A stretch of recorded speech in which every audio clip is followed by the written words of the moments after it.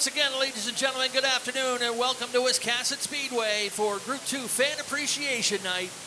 And what a great evening it is. We're happy to have you guys packing into the grandstands with us tonight for this race program presented by our friends with the Maine Army National Guard.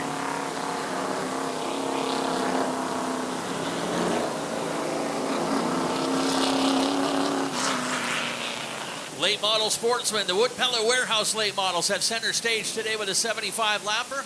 And we've got 3 qualifiers lined up and ready to go. Regular weekly handicap lineup procedures. This is a point race for these drivers, so the low handicap drivers here in heat number 1 will fill the front third of the field. Middle handicap for heat number 2 fills the middle.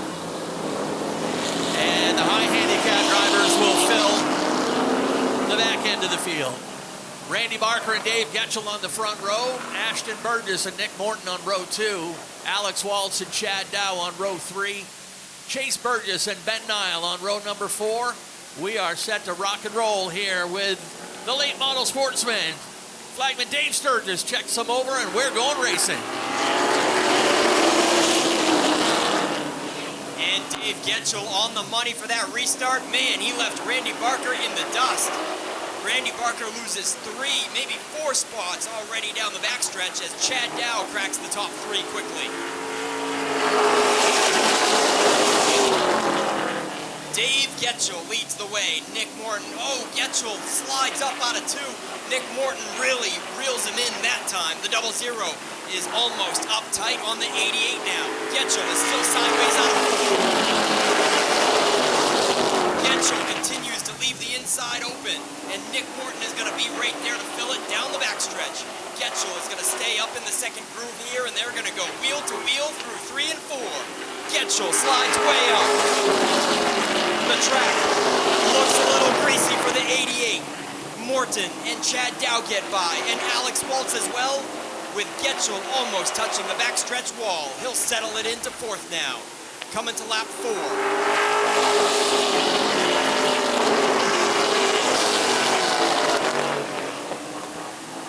And this is a special 75-lap main event today and 3 qualifiers. They are going to get 12 laps in their heat races versus a normal 10.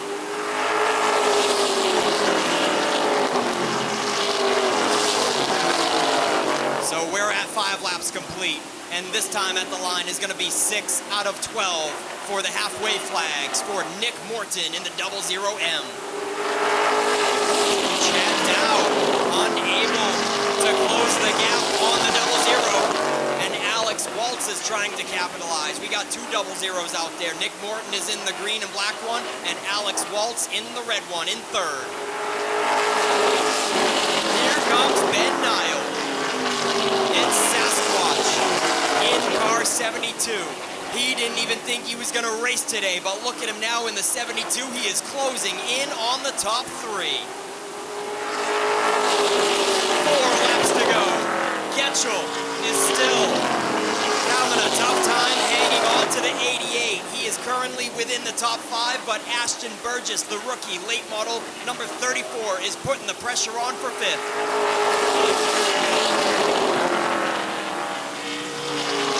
3 laps to go, and Ben Nile has caught the top 3. The 72 looks to the inside of Alex Waltz. Maybe a little contact in turn 3, but all is good. 2 laps to go. We are in heat race overtime. Late model special 75er in qualifying overtime right now. White flag is out for Nick Morton. Ben Nile finishes the pass for 3rd on Alex Waltz. A half a lap to go. Chad Dow is comfortably in 2nd. Sasquatch in the 72 up into the top 3. And Nick Morton is going to win qualifier number 1.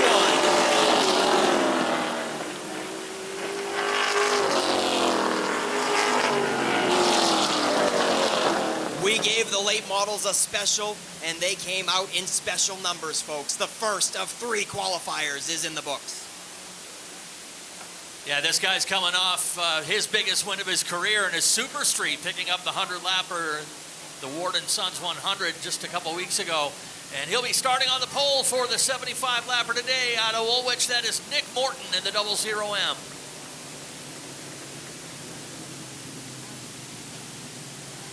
As I said, Heat 1 fills the front third of the field. Then Heat 2 will pack the middle. And the high handicap drivers, including your top 3 from the most recent race, will come out in Heat number 3.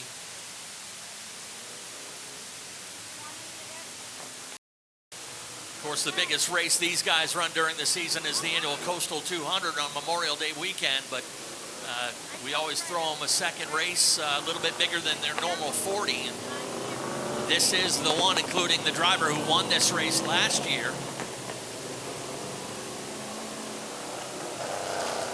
Starting on the point in the number 25 is multi-time champion Will Collins out of Waldoboro. To his outside will be the number 47 out of Hartford. That is Chris Burgess. Row 2 will have last year's winner of this race in the number 78. That is Tiger Colby. To his outside, Colton Chabak in the number 15. Brandon Fowler in his second race of the year joining us there in the number 72. Pat Murphy outside in the number 86 out of Woolwich. And Steve Barker out of Wilton in car number 5 fills out heat number 2. Looking for the green flag this time at the line. The Norm's used cars Ford Mustang pace car is going to pull off out of turn 4 right here. And we've got Will Collins and Chris Burgess looking for that green. Boogity, boogity, boogity. Qualifier number 2 of 3 is underway. And Collins clears Burgess. And here comes Tiger Colby. Last year's late model 75 winner in the 78. Colby is putting a nose in second. There's a hole in third, and Burgess fills it. He gets down to the inside in car 47, just in time before Brandon Fowler in the 72 can fill the hole. Burgess right up tight on the back of Colby, picking up the draft and waiting for Colby to slip possibly and give him the inside back. Colby is leaving the inside open by a slim margin, and if Chris Burgess can keep up to pace, he might capitalize right here.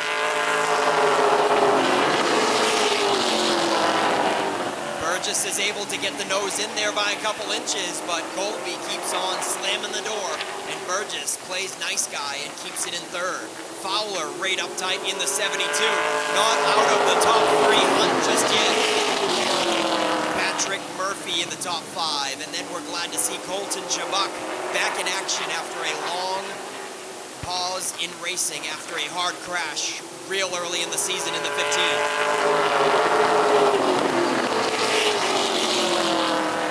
Will Collins has one feature win this season, a couple of late model races ago, and he is checking out in this qualifier with 6 laps complete and 6 to go.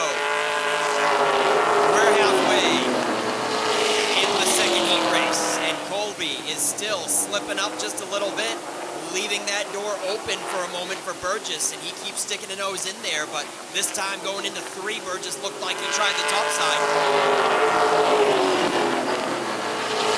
Here he goes again in turn 1. Burgess gets a fender to the outside this time on Colby, but starts to fade coming out of the corners. The 47 is certainly strong, but can't find some real estate around Colby. Will Collins loving every minute of it. He is in cruise control for this one. No pressure from behind as they duke it out for second and third position. Brandon Fowler settled into 4th. There's contact for sure right there. Burgess is really putting some muscle to the inside of Colby that time. Looks like he's had enough of getting chopped, and we got 2 to go.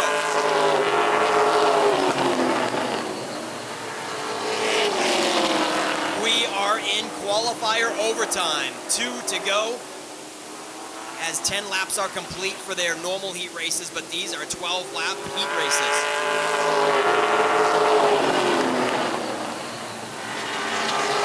Will Collins looking to lead this one wire to wire with only 2 corners to go. Colby has so far been able to hold off the hard charge from Burgess, and it looks like he's going to do it at the checker.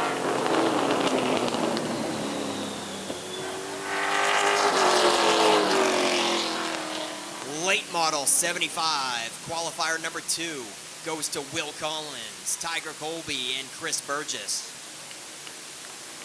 This guy's one of your most recent winners here in late model competition. He's a 2-time late model champion and former driver of the year. And looking to turn his early season tough luck around. And he's winner of heat number 2 and the number 25 out of Waldoboro. Nice round of applause for Will Collins.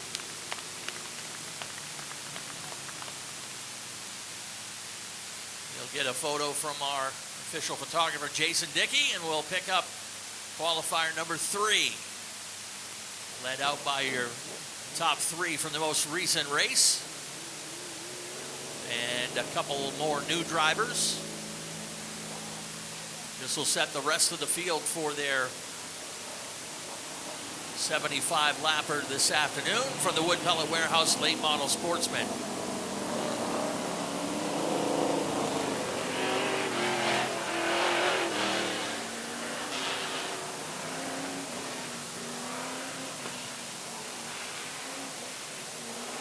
Lineup for this one has your point leader up there in the number 38. That is Daniel Harding out of Reedfield. To his outside in the number 24, Jonathan Emerson out of Oxford. The number 21 is driven by Shane Clark out of Winterport. To his outside, that's normally the number 05. Today it's a 00X, driven by PJ Merrill, sitting in the seat of that machine normally run by Brett Osmond. Zach Harris, our buddy from Ocala, Florida, in car number 32X. And your most recent winner is Frank Moulton out of Pittston in the number 15. Laying back, wants to keep it clean for the feature. He knows he has to start deep in the field for the main event. Pace car in, and green flag is out.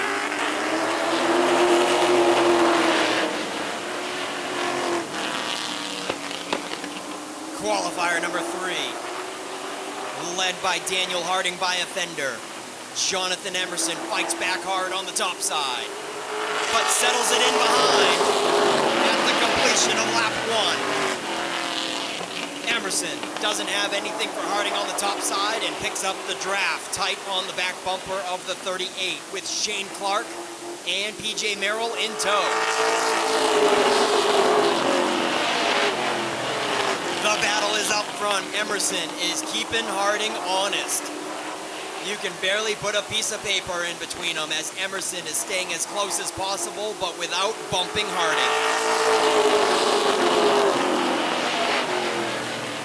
Shane Clark is always a tough competitor when he comes to the track in the late model class. We've only seen him make a late model appearance a handful of times this season. In that 21. And he is keeping right up with the top 2. PJ Merrill losing ground on the top 3 just a bit. He is in the red 00 that is normally driven by Brett Osmond. And Brett Osmond picked up his first career late model win just a few weeks ago in that very car. Brett Osmond unable to race today as he had to take part in a wedding of a good friend. And so this is the first. There's many firsts going on right there. This is the first late model race that PJ Merrill has ever raced in, as well as his first 2025 appearance racing at Wiscasset Speedway. PJ Merrill used to be a regular 1 year in our Strictly Street class and then another year in our Super Street class, but he has never raced a late model until now, and he is closing back in on Shane Clark here. We might have a good battle for third and fourth, as it still remains the same up front. Harding trying to lead this one wire to wire with 3 laps to go this time at the line for the multi-time feature winner this season in the 38.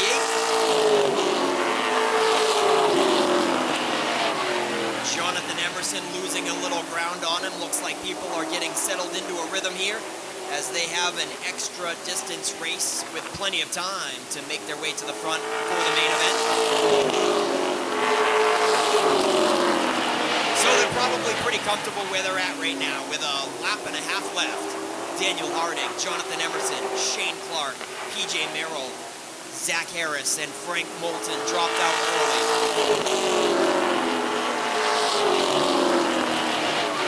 Frank Moulton dropped out of it, saving his equipment and coming into this night as the most recent late model winner 2 weeks ago. But the checkered flag flies on qualifier number 3. Daniel Harding.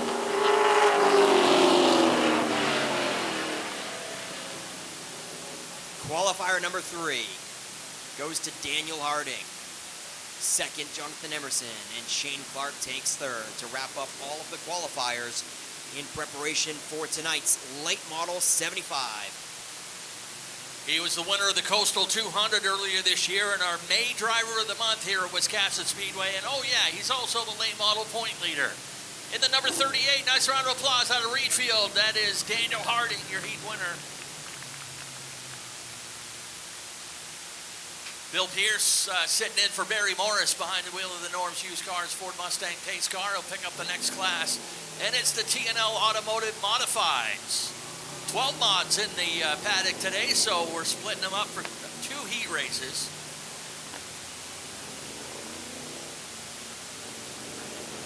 And by the way, with this late model race, as I said, it is a regular point race, so we will be lining them up by their qualifying through the handicap. So those heavy hitters will have to make their way up from the back of the pack, just like they are used to on the regular 40-lap races. Heat number 1 will fill the front half of the field for their 30-lapper today. We've got Faith Cleaves in the number 89. Jeff Meserve will line up to her outside in the number 44 out of Saco. Gary Norris Jr. out of West Gardner in the 03. Scott Tucker outside in the 79. Dan Brown is in the number 83. And Mike Brown, no relation. Mike Brown in the number 39, making his season debut. Be in the tail of heat number 1. We'll have to, is protocol for new drivers. They have to start in the tail of heat and feature on their first week. So even though he's here in heat number 1, Mike Brown will have to start in the tail of the feature. First of 2 T&L modified heat races coming at you.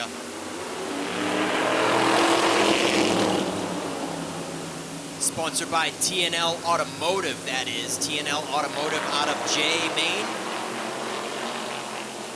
Faith Cleaves pulls away in the 89. Gary Norris is going to get under the 44 as well. And Dan Brown in the 83 comes on through. Jeff Meserve in the 44 goes from outside pole to 4th right now and might lose another with pressure from Scott Tucker in the 79.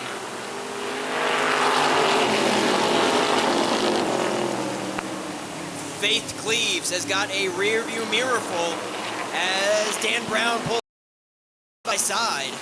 They are tire to tire on the back bumper of Faith Cleaves in the 89. Dan Brown in the 83 brings it up into the second groove to go door handle to door handle with Gary Norris for the runner-up position. A dead heat on the front side. Doesn't get any closer than that, but this time through 1 and 2, Dan Brown has a good run on the top, and he clears Gary Norris for the second position and sets his sights on Faith Cleaves at the halfway marker. 5 laps complete, 5 to go. Brown, for a moment there, put a fender to the high side of Faith Cleaves, but was unable to make progress, and he settles in single file now for second place. 4 laps to go for Faith Cleaves. Gary Norris has his hands full through 1 and 2. The 03 was all sorts of sideways, but he gathers it back up and holds on to the 3rd position. 3 laps to go.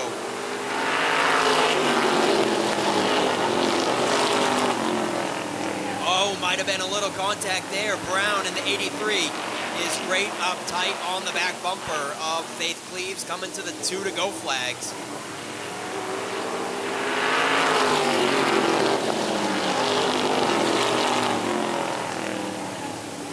We've got a barn burner here. A lap and a half left. Dan Brown one more time. Gets a good run into 3 and keeps that margin minimal.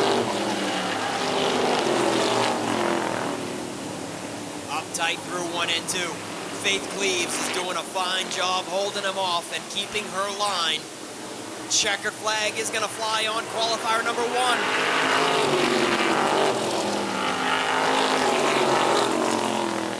What a race.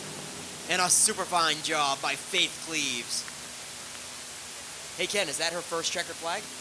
No, she got heat win 2 weeks ago here in the modified competition. She's had a few podiums, but still in search of that first career modified win. She's a former modified rookie of the year here, though, in that number 89. Out of Pownell, ladies and gentlemen, nice round of applause for Faith Cleaves.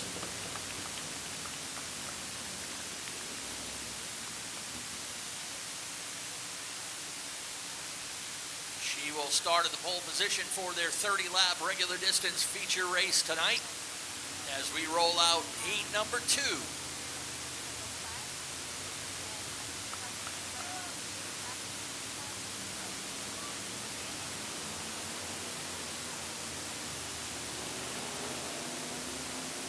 Once again, 10 laps here for heat number 2. We'll set the back half of the field for their 30-lapper tonight.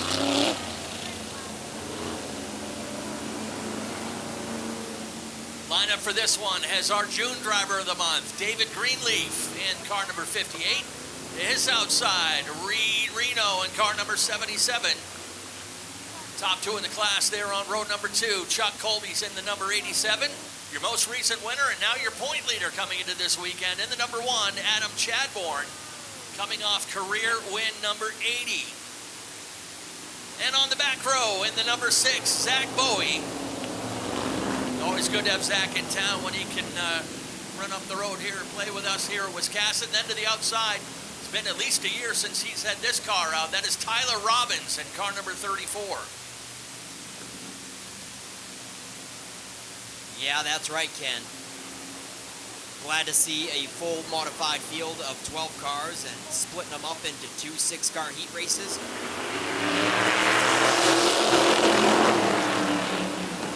And heat number 2 is underway, 10 laps. And it's a dead heat down the backstretch. Still 2 by 2 for the front 2 rows. Greenleaf and Reno, nobody giving an inch here for lap number 1. What a race. Tire to tire. Still for the front row. David Greenleaf on the inside. Reed Reno on the top side. Colby and Chadbourne barking at the bit behind him.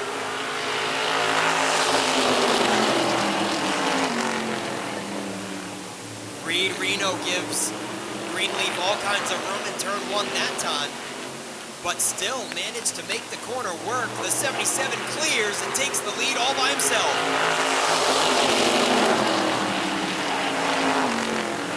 Reed Reno is your leader. David Greenleaf settles into second.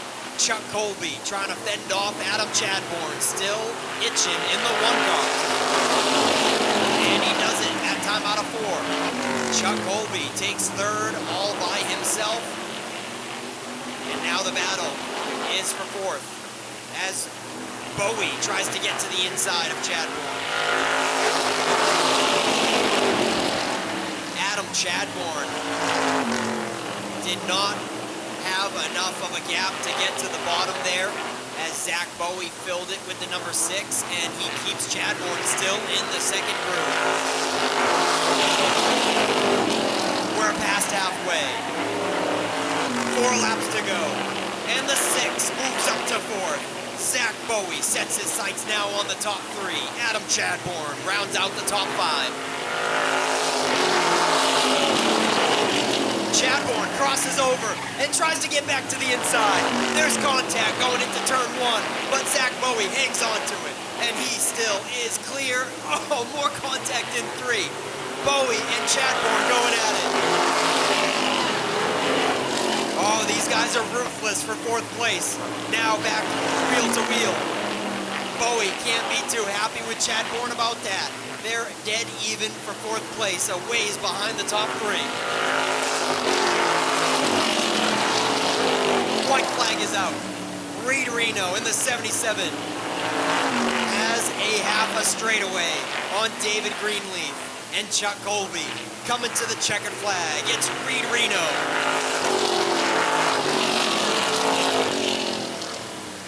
Yeah, buddy, that was a good one. Nice job to Reed Reno. Greenleaf for second, Chuck Colby for third, and a hard-fought battle for fourth goes to Adam Chadbourne. Yeah, to say the top of this division is jammed up would be an understatement. They came into the weekend, the top three drivers separated by just 4 points. Reed gets a little bit of it back there with his heat win. And the number 77 out of West Bath. Nice round of applause for Reed Reno. Reed came in 2 behind Chuck Colby and 4 behind Adam Chadbourne. And I have a feeling the championship in this division is going to come right down to those 3 drivers. Portland Glass Strictly Streets rolling onto the track. 24 street stocks in the house tonight, so we're going to bust them up into 3 heat races. They're going to run a regular 25-lap feature race later today. That magic number is 26. They didn't quite get there. They have 26 cars or more. They get the 5 bonus laps.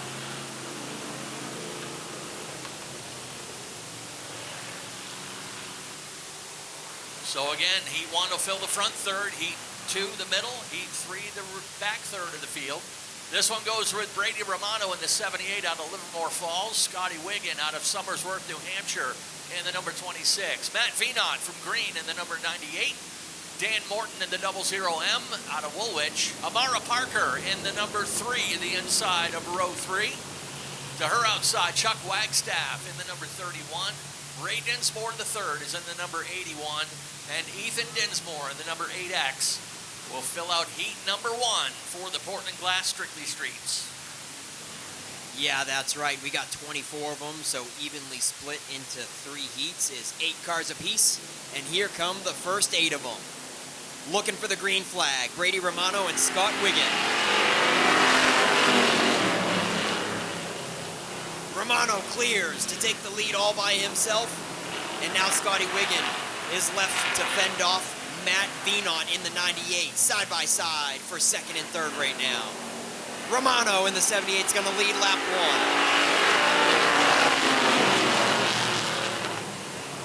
And Morton in the 00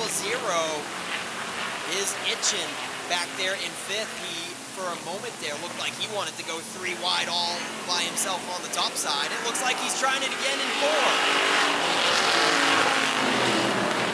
Yeah, he went up there, but not finding a lot of speed. The 00 still settles in 2 by 2 after taking a peek up into the third group a couple times. He's still side by side with Amara Parker. Matt Venot in the 98 is almost clear of Wiggin.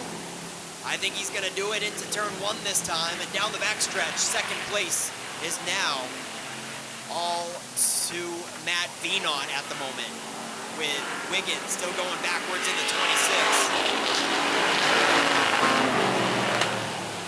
Oh, Ethan Dinsmore clobbered the wall out of turn 4, and the tire goes to the infield. The yellow will come out for the single car incident. Ethan Dinsmore in the 8X took a hard hit out of turn 4 and tried to get down pit road, but as you can see, he is sitting idle there halfway towards the pits.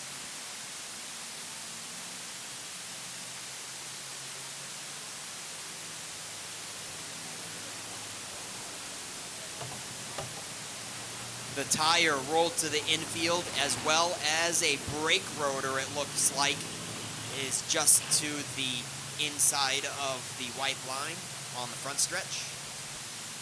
Hope no race official tries to touch that with his bare hands, right, Ken? Yeah, that'd be a hot one. Hey, Cody Watts, please go see Penny at the Kids Club table. Cody Watts, go see Penny at the Kids Club table. And speaking of Penny at the Kids Club table, I mentioned earlier, today is your last chance to get a raffle ticket on the Enduro car. It's right over there by the main entrance. See Penny, we're going to be drawing off the winner of that car later on this evening. And next week is the next Enduro, so you win it today, you can be racing it tomorrow, next week here at Wiscasset Speedway.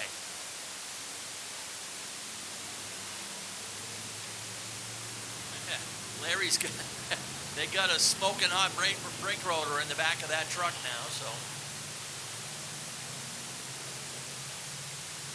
Caution coming out with 4 laps complete out of 10. These street stocks have had great car counts and exciting races all season long.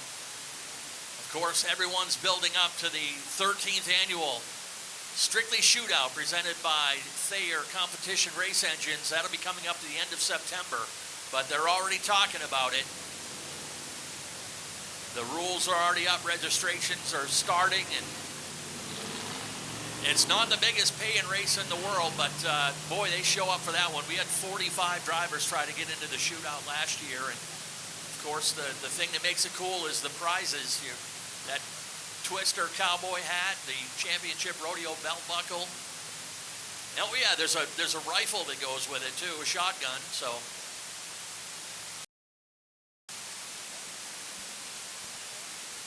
yeah, Ken, that is not a race that you just start promoting 1 week prior to race day. That is something that people are talking about all year long. For 364 days, the very day after the race happens, they are already asking Dave Brennan and the crew questions for the next year's race. Definitely a bucket list item for all street stalkers in New England.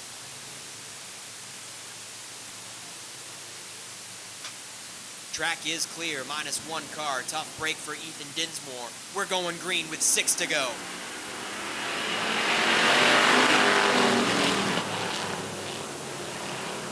And Brady Romano has a new dance partner for this restart. Matt Veenaw in the 98 has a little bit more of a competition for him, hanging tough on the high side. Not out of turn 4 though. Brady Romano disposes of him and takes the lead back all by himself again. Amara Parker, the rookie in the 3, tries to clear the 98 to take second away. And Ray Dinsmore in the 81 follows suit up the inside. Matt Veenaw not giving up just yet, but he is certainly going to fall out of the top 3, and it looks like he's struggling now. He falls off the pace in turn 3 and gives the rest of the positions away.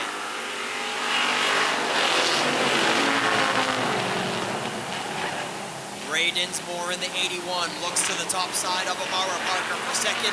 Here comes Chuck Wagstaff, fresh off of a feature win in the 31, to the top side of Dan Morton.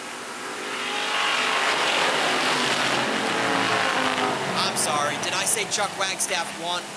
It was a win in his book. It was his very first trophy, a 3rd place 2 weeks ago after trying so hard in the Strictly Street class for 3 years. That 31 just took home his first piece of hardware 2 weeks ago. It wasn't a win, it was a 3rd place. But man, the top 5 is closing back up. Half a lap to go. And Ray Dinsmore in the 81 takes one last stab at the lead. Brady Romano's gonna hang on to it, coming to the check. Boy, oh boy, the top 5 really tightened up there at the end, but Brady Romano held him off. Nice charge by Ray Dinsmore from starting deep in the field to climb up to second. And an also nice run for Amara Parker, the rookie, taking 3rd in the 3.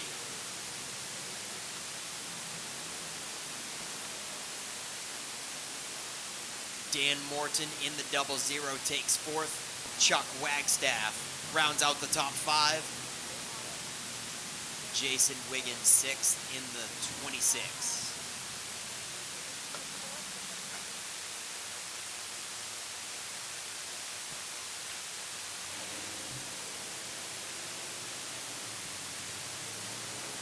That was only the first Strictly Street race, folks. Strictly Street heat race out of 3.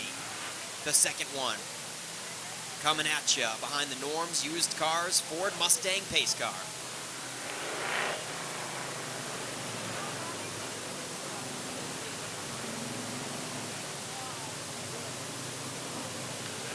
So the way that we split them up, the first heat race fills the first third of the field. And so the winner of this race will start 9th for the second segment of 8 cars here. And then the winner of heat 3, the maximum he can start is 17th. So right now, they're going to be fighting for 9th and 10th starting position.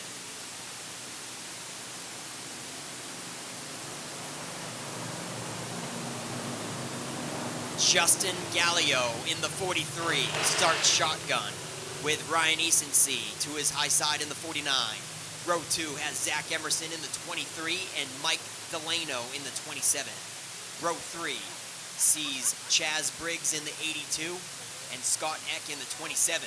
And row 4 will have Ben Burgess, the multi-time winner this season in the 7B, and Dale Lawrence in the 2. Green flag coming out now.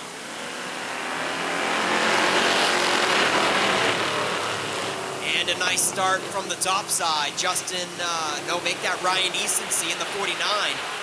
Almost cleared going into 1, but the 43 fights back hard on the backside of the raceway. And lap 1 is going to be led by Justin Gallio in the 43. Easonsee is struggling in the 49. Here comes Jonathan Emerson. Make that Zach Emerson. His dad in the 23 takes second away and puts the bumper on the back end of the 43 for the lead.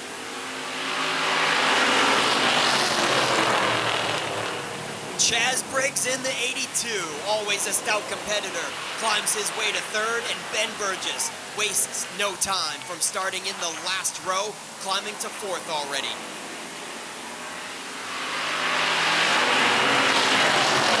Only 3 laps complete. And it's a chain bumper to bumper for the top 4 right now. Emerson looking to the inside. Will Gallio let him have it? Emerson's going to take the lead away coming out of 4.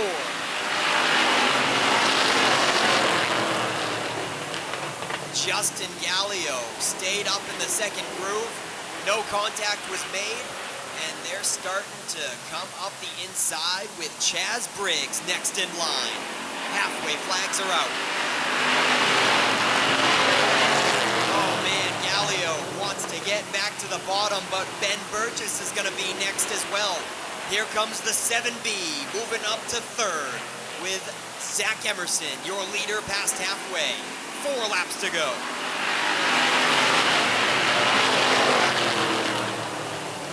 Zach Emerson, Chaz Briggs, Ben Burgess, Justin Gallio, and Scott Eck in the 27 by himself, rounding out the top 5 with 3 laps left for Emerson. Chaz Briggs slipped up out of 4 slightly. Ben Burgess knocking on the door. Briefly stubbed the nose in there, letting Briggs know if he does it again, he's going to put the 7 car to his inside. 2 laps left.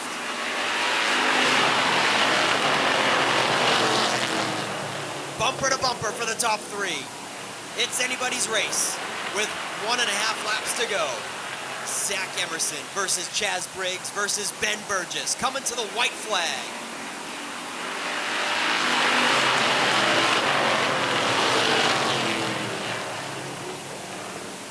Zach Emerson holding him off.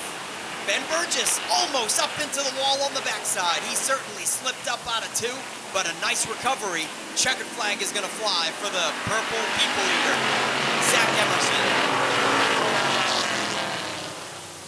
Qualifier number 2 did not disappoint. There's still one more coming at you, but number 2 goes to Zach Emerson, Chaz Briggs, and Ben Burgess for your top 3. The Strictly Streets are brought to you by Portland Glass Company.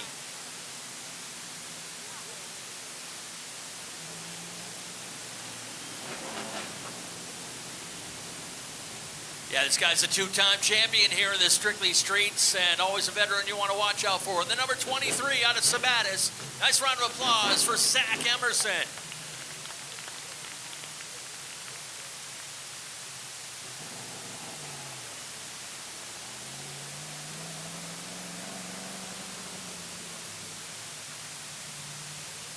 And as Nick said, qualifier number 3 for the street stocks rolls onto the track. After this, we'll have our first feature of the night for the Roadrunners. And after the Roadrunners, we'll have our brief intermission.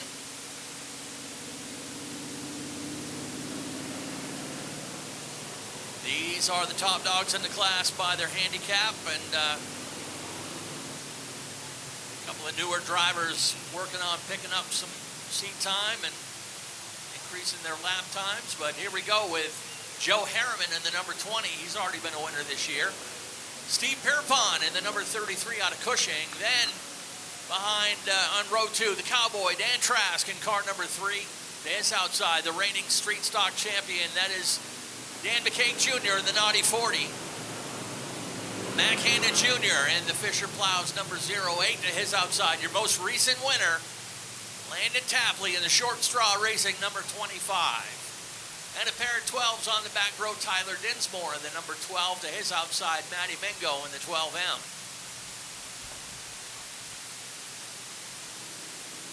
One more time, 10 laps the distance for the Strictly Streets. Qualifier number 3. Green flag is out. And Pierpont was quick on the trigger, but he slides way up through 1 and 2. Pierpont in the 33 is in trouble. He loses all kinds of spots in the first half a lap. Joe Harriman is gonna lead him for the first circuit. Dan Trask, the Cowboy in the 3, might have something to say about it soon though. That Camaro is closing in on Joe Harriman. Side by side for third we are with Mac Hannon Jr. to the inside, Dan McCaig Jr. on the outside. It is a couple of juniors racing for third and fourth. And then don't count out Short Straw, Landon Tapley. Here he comes in the 25. Dan McCaig Jr. slipping up on the top side, and Landon Tapley is filling the inside, preventing McCaig from getting to the bottom. There's contact coming out of 4, down the front stretch. We are banging doors with Landon Tapley and Dan McCaig Jr. for 4th and 5th. With the halfway flags crossed at the line, we got 5 laps to go.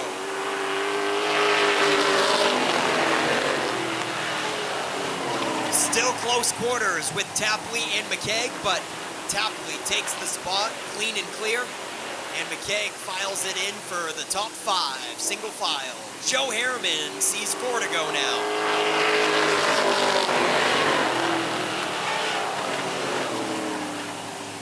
For the first couple of laps, it looked like Dan Trask was going to close in on the 20, but not now for the second half. Joe Harriman on cruise control in a different zip code now.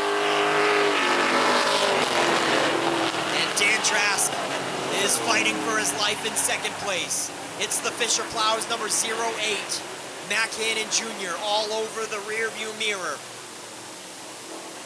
In third currently, looking for second. 2 laps to go. Mac Hannon Jr. goes to the top side. What a nice guy in the 08. Going in the second groove to try to take second away from Cowboy Dan Trask. He's only going to have 1 more lap to try it. Joe Harriman all by himself with a half a lap to go. Dan Trask fighting for second place with cars side by side now in the rearview mirror.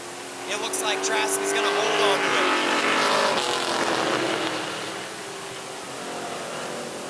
Landon Tapley made one last run for third, but falls short by a fender, as third goes to Mac Hannon Jr. and Tapley settles for fourth. It's the defending champion in the 40, rounding out the top 5, Dan McCaig Jr.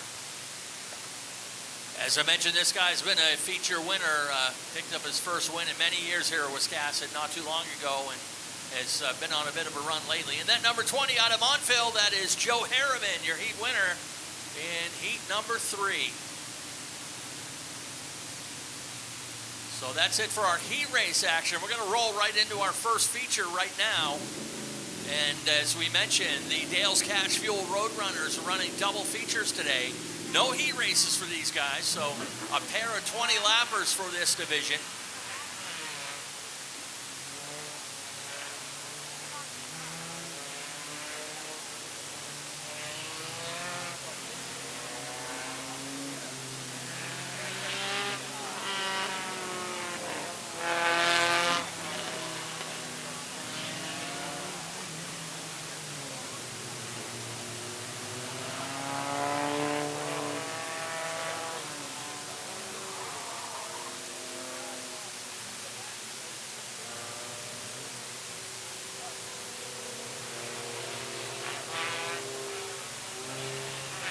right, 20 laps ahead for the Dales Cash Fuel Roadrunners. Nelson Stevens is at the point at the 47 from Newcastle. Then comes Logan Hall in the 13. Row 2, Jarity in the 71. Jason Meserve in the 57. Keegan Murray and Jason Sears on row number 3. Hayden Carver and Kerrigan Glazier on row 4.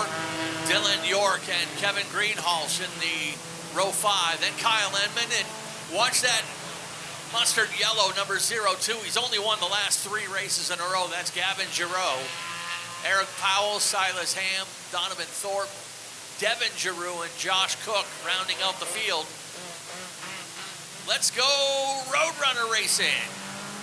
Boogity, boogity, boogity, it's feature time. At Maine's biggest and fastest. Look at them scramble. What a nice field of Roadrunners tonight for double 20-lap features. And the one throwing anchor right now is that 71 Jarity. Just lost a handful of laps as they're splitting him 3 wide on both sides.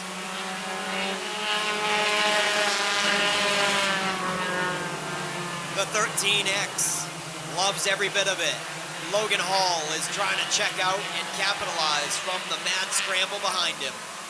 The 07 breaks free of the pack as well. Keegan Murray, we've got a little bit of trouble in turn 2, but they gather it back up, and we stay green.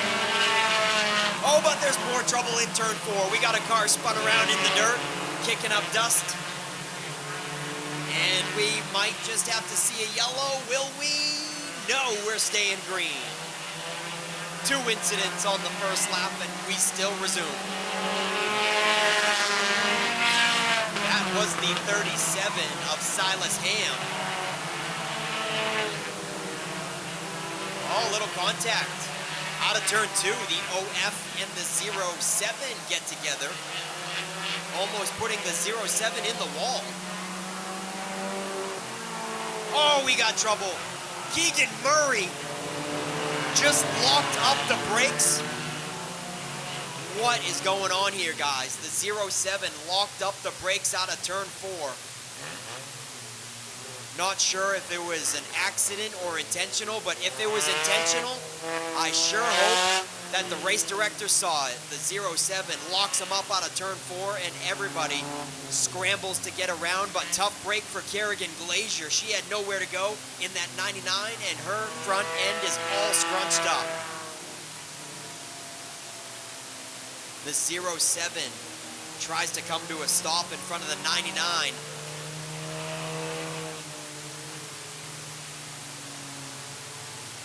Kerrigan Glazier gets a little bit of damage on the front end. The hood is crinkled up a bit, but she is still rocking and rolling. Hopefully, it didn't get to the radiator and that car still stays cool under green flag conditions. With only 3 laps complete, she's got 17 laps to go to keep that thing going.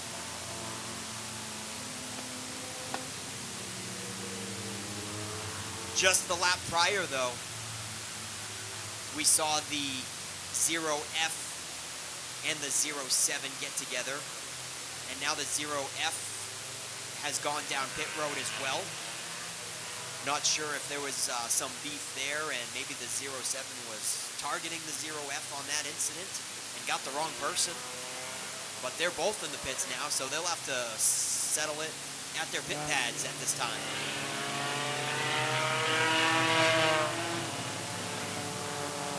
Zero F comes back out of the pits.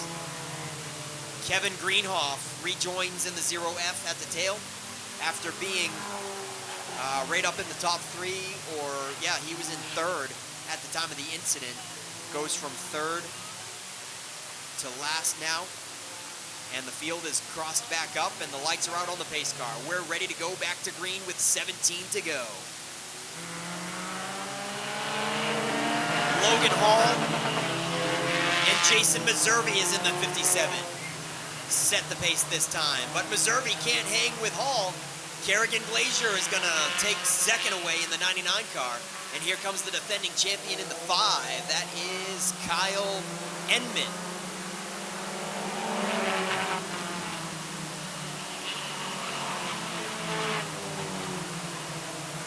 Jason Meserve in the 57 goes from 2nd to 5th now, as the cream rises to the top, and Kerrigan Glazier goes to the inside of Logan Hall to take the lead away on lap 5.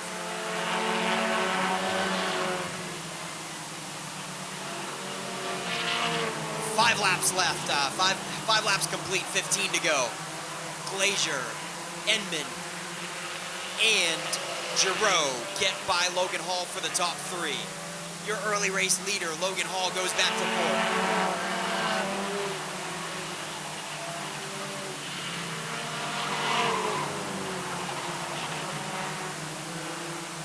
As Nick said, the heavy hitters have risen to the front of the field, led by Kerrigan Glazier in the number 99.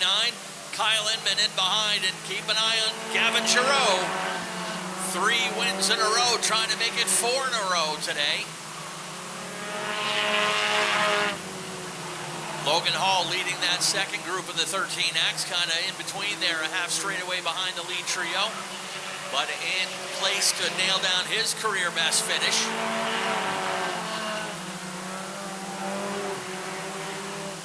Dylan York on the move up from the deep in the field.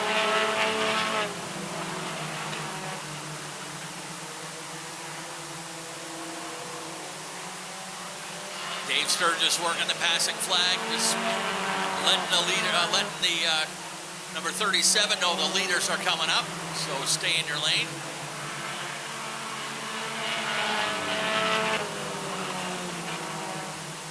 This time by halfway, 10 laps down, 10 laps to go. Action all over the speedway. Around goes Nelson Stevens in the 47, but he keeps it going, so get it back up on the track.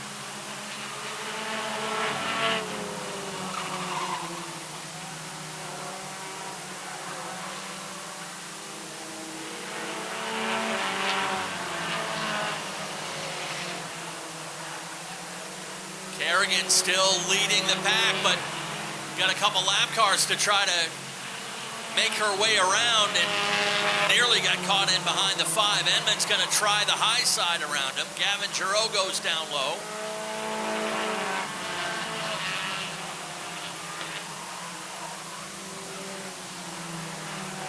'37 of Silas Ham heading down pit road.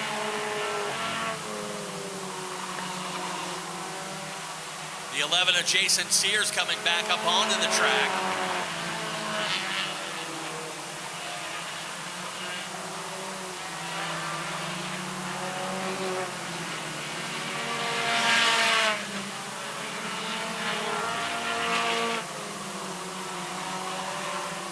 They are spread out all over the speedway.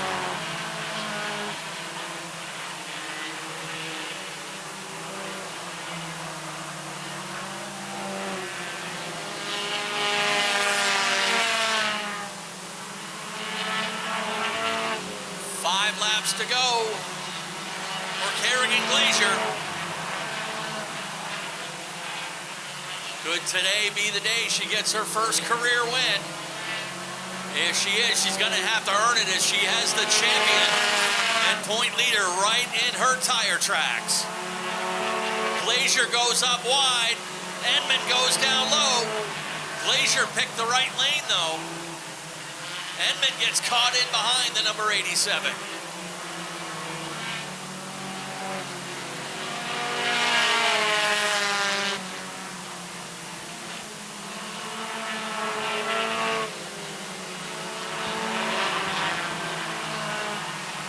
Test for the lead pack drivers as they have to negotiate their way through this lap traffic, as Kerrigan carefully picks her way around, and she gets kicked out of line. Kerrigan Glazier ends up losing the lead,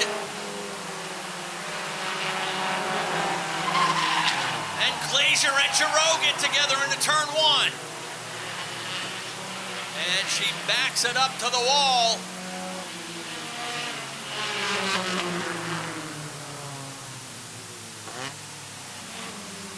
Tough break for Glazier. She had been carefully trying to pick her way through that lap traffic, and she got caught up there in turn 3 and 4, lost the lead, and was fighting with Giroux for second place in behind the 5 of Enman.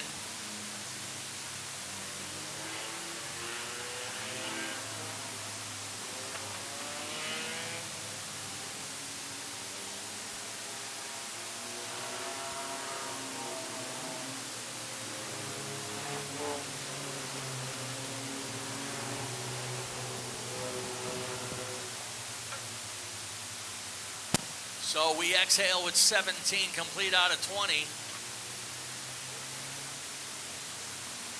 Kyle Edmund will inherit the lead.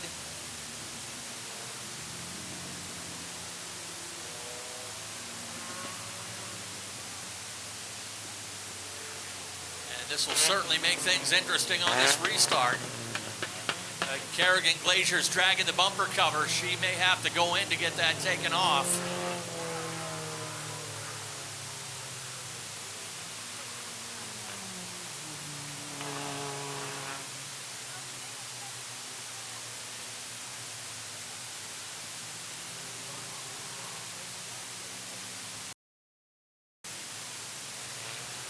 Yeah, Glazier's just got to get that bumper cover pulled off and she'll be able to come back in. My, how fortunes change in the blink of an eye. She was just 3 laps away from her first career win. Been on the podium a few times, no stranger to victory lane, but desperately seeking that first career win, and it unfortunately is not going to be tonight.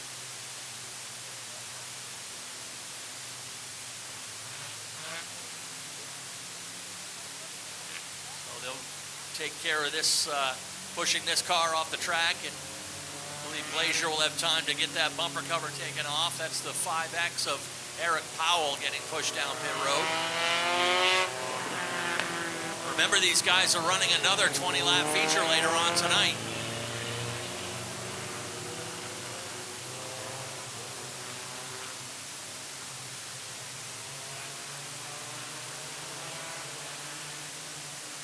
It'll be green and then 2 to go. There's Glazier back on the track.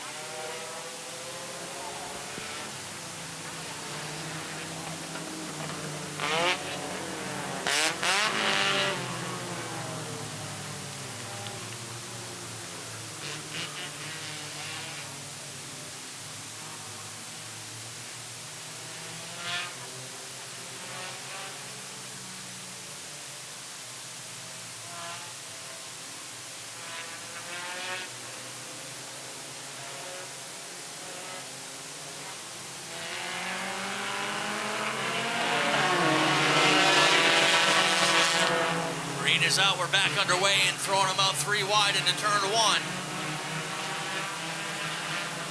Does Kyle Edmund break Gavin Giroux's 3-race win streak? 2 laps to go.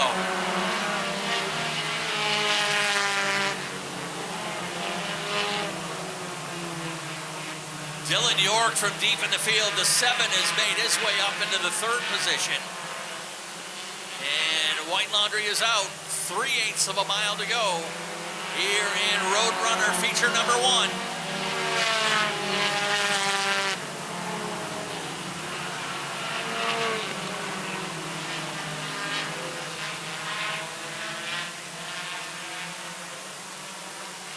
Final time through turn 3 and 4, checkered flag is up. Kyle Edmund will take the win.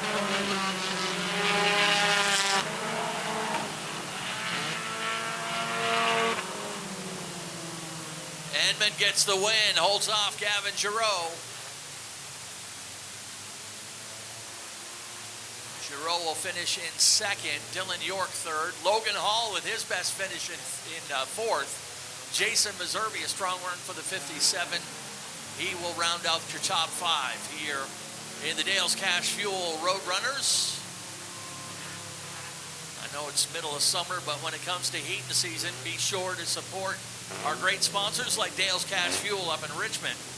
They will travel pretty much anywhere in southern and central Maine to get your heating oil needs.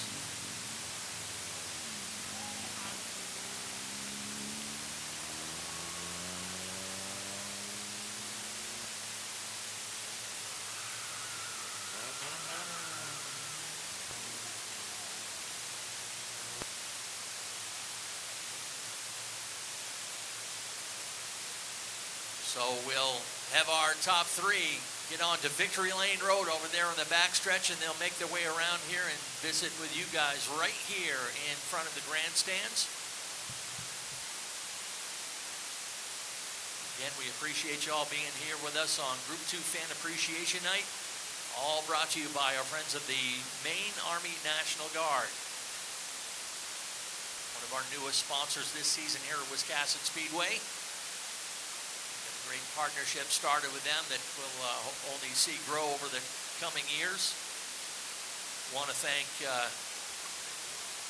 Master Sergeant Alan Terrence for getting the ball rolling on all of that.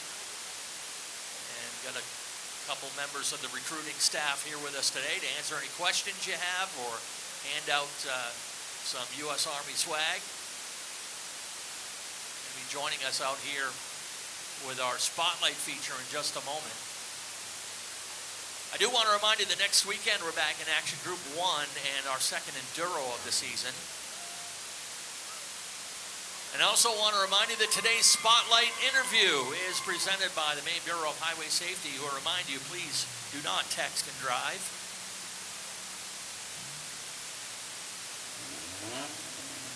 And with that, let's send things trackside. Nick Huff has got your top three. Yeah, Kyle Enman is no stranger to holding the checkered flag in this division. And he does it once again. Breaking that streak from Gavin Giroux, as Ken mentioned, 3 in a row, I believe it was, for the 02X, but settles for second tonight. He was on a hot streak 3 in a row, but Kyle Enman breaks it and climbs out of the 5. And what a race, Kyle, you had with Kerrigan. I'm sure that you're used to going toe-to-toe with a lot of these guys, but I think Kerrigan being that competitive for you was a new one, wasn't it? She's picked it up a lot in the last 2 years. She's a good competitor, great to race against. The O2's picked it up a lot in the last few weeks. He's awesome to race against. I think I chopped him a little bit there. He gave me a break. I appreciate that. I thank my sponsors, Hudamaki, ABG Heating and Cooling, M2 Grand Prix Services, Yankee Yard Works, my wife, my kids, my father, my mother, yeah, that's about it. Kyle Enman, folks. That's not his only chance, though. He might be able to pull it off with 2 feature wins tonight, but this guy might have something to say about it. Gavin Giroux, you think you're going to top him in the second feature? Yeah, I don't know. I mean, he's just as fast, maybe even a little faster. Maybe if I could get up through the pack a little cleaner next time, we might have a little closer run. But, I mean, it is nice when we have a good competition, so. Tell us about that incident with Kerrigan with only 3 to go. Yeah, I mean, I didn't see it coming. I didn't know what we were doing, but I couldn't help it. So hopefully she's all right and she can make it out because she's a fast car. So. Yes, certainly she is. Who do you want to thank for helping you on the 02X? Chip Farrington for putting me in. Squirrel Racing, MC Photography, Skowhegan Tire, North Country Car Wash, R&J Properties, and my whole family for coming out and watching. Gavin Giroux takes runner-up honors in the first of 2 Roadrunner features, and then it's Dallas York. Dylan York. Oh, my apologies. Dylan York. Yeah, I think it's the 16th time I've done it. Hey, the 7X takes 3rd, but you were out of the picture there until 3 to go, weren't you? Oh, yeah. Yeah, that big jumbled mess out there, I tried getting through it, so made it, and here we are. Yeah, nice run, getting yourself a piece of hardware tonight from Maine's biggest and fastest. Who do you want to thank for helping you on the 7X ride? Hanley Construction, John Poland, Coastal Car Wash, Lucky Fortune, Coastal Locker Room, and my friends and family for supporting. Thank you. All right, there you have it, folks. Your top 3 for the first of 2 Roadrunner features this evening. Dylan York with 3rd.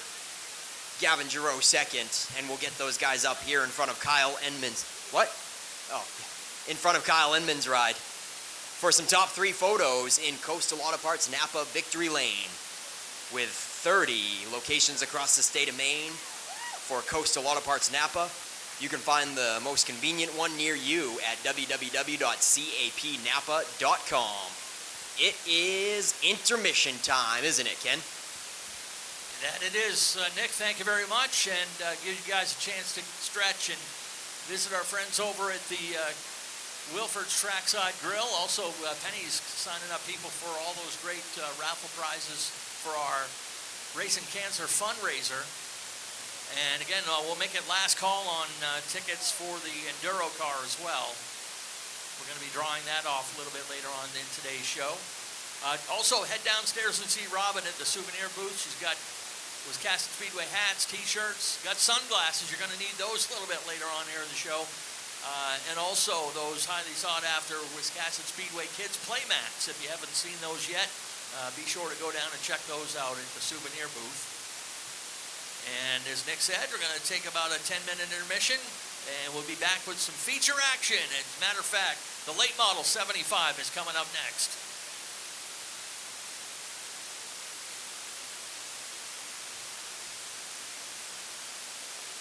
Wallace Roofing has been covering houses for over 30 years. Wallace Roofing protects your home from the craziest Maine weather that's thrown our way. And that makes us so excited we often break out into dance. We will be on top of your roof because we know it's the shingle most important part of your home. At Wallace Roofing, we know that a good roof is not just overhead, it's the life of the party. Call Wallace Roofing today and let's get this party started.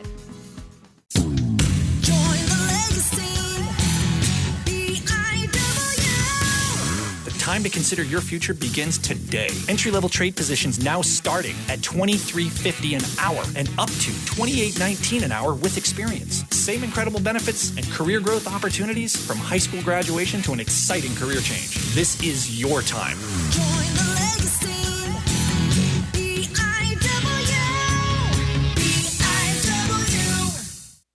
If you are a Subaru enthusiast and you haven't shopped Norm's Used Cars in Wiscasset, you are missing out.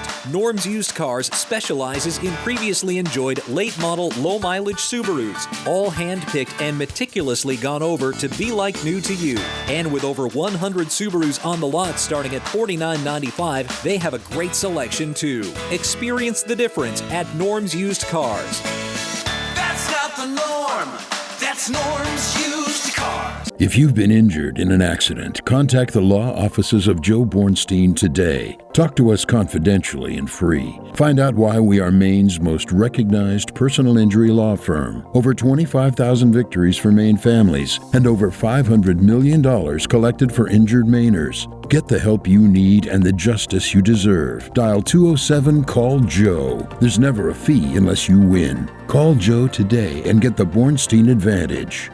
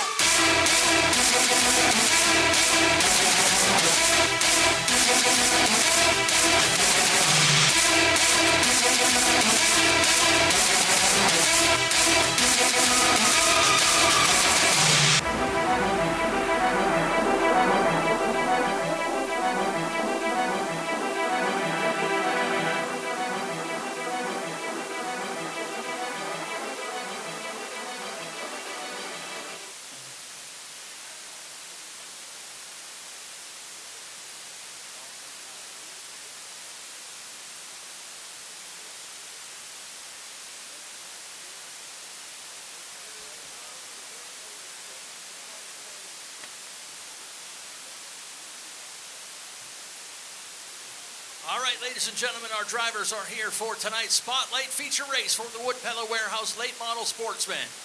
Brought to you by the Maine Army National Guard.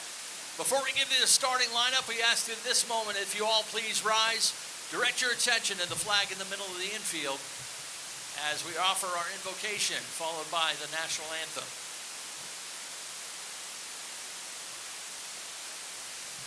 Heavenly Father, we thank you for this beautiful day. We thank you for our Wiscasset Speedway family and all the people that join us each and every weekend at this special place. We ask for your protection over our drivers as they compete tonight. Please guide them with steady hands and clear vision.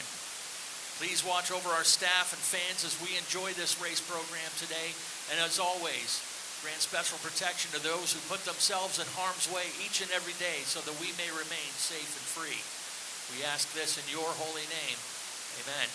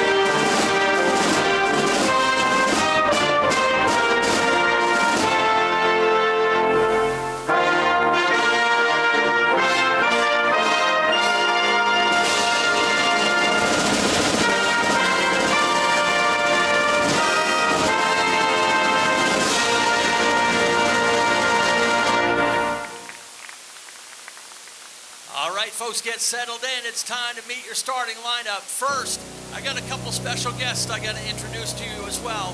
We're going to go way down to the right-hand side of the start of the grid. Introduce from the Maine Army National Guard, please welcome Staff Sergeant Foss and Staff Sergeant Josiah Knights.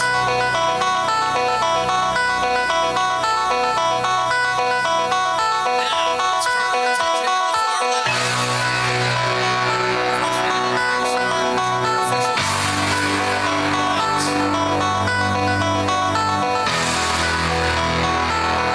Now to be your driver, starting in the second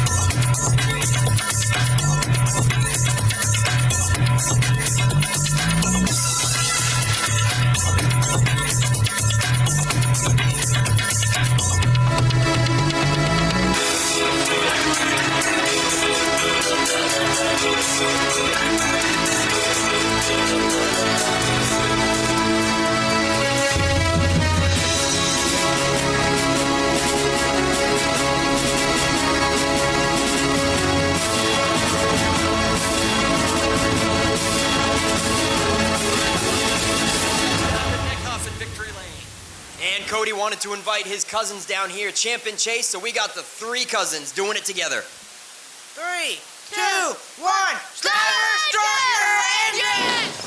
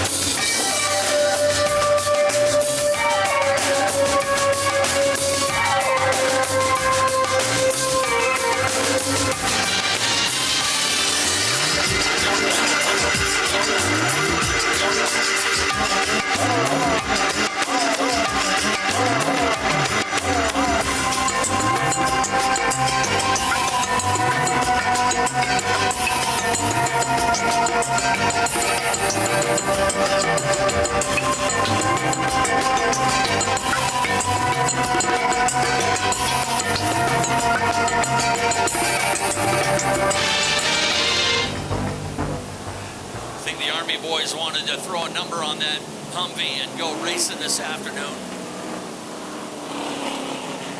I think that would be fun to put out there in an Enduro one night. All right, Ken, how about the Humvee versus the Acura? That would be cool. Hey, folks, give these guys from the Maine Army National Guard a nice round of applause as they head in. We appreciate their service to our state and our country.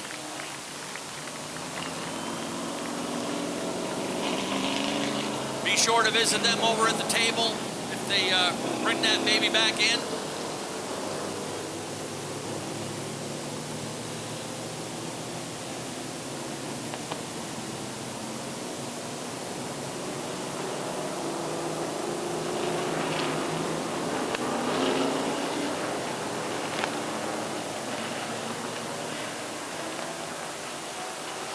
Chief Starter Dave Sturgis crossing the cars up and ready to go. Gonna leave them under caution pace one more time to get everybody grouped up.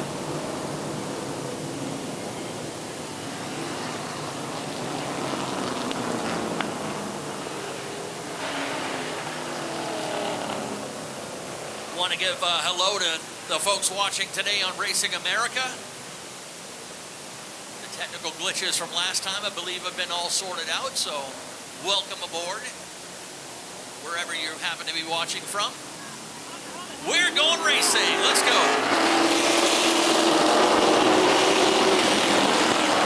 Chad Dow got a big jump over Nick Morton and leaves him in the dust. And we got some slow cars on the outside, everyone trying to get things figured out on the first lap.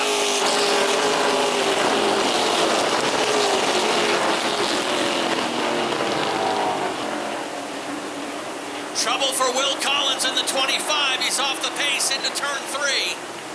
Everyone trying to pick the way around.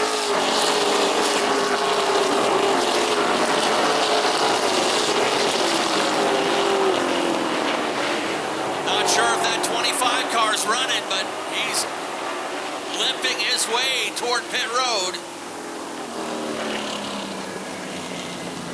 The car shut down on him. We were able to get 2 laps in the books, so it looks like we're going to need a push the rest of the way.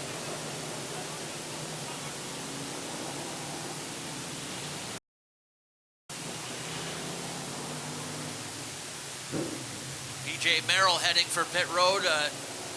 Zach Harris trying to head down there as well. But the 25 of Will Collins, they're going to have to drive around because the push truck has to get to him.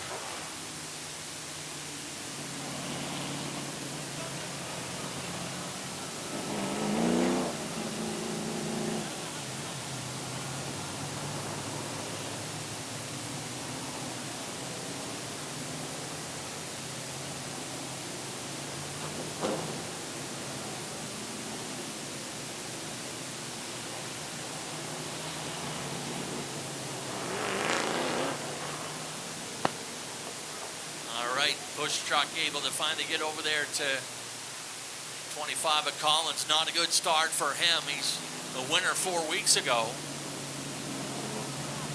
It's definitely been a season of struggles for that veteran team. Did get 2 laps in the books on this one.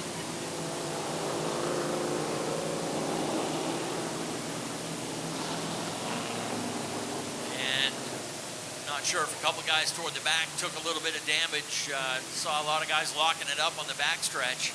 I think Harris took a little bit of damage on the number 32. Not sure Merrill early in the race, he's deep in the field anyway, going in for work on that machine.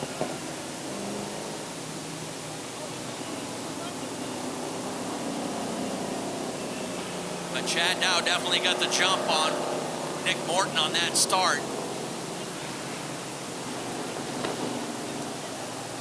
Lineup is all set.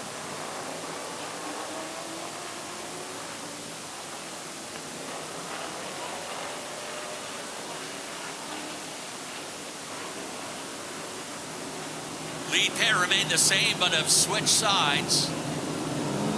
Waltz and Getchell on road 2. Burgess, Ashton Burgess, and Chris Burgess are on road number 3. Colton Chabuk and Jonathan Emerson on row 4.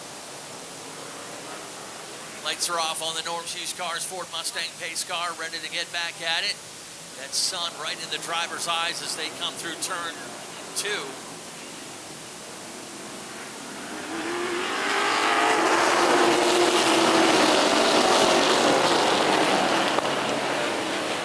Back at it and underway. Nick Morton definitely up to the task this time. Chad Dow with the lead, but Morton right on his hip.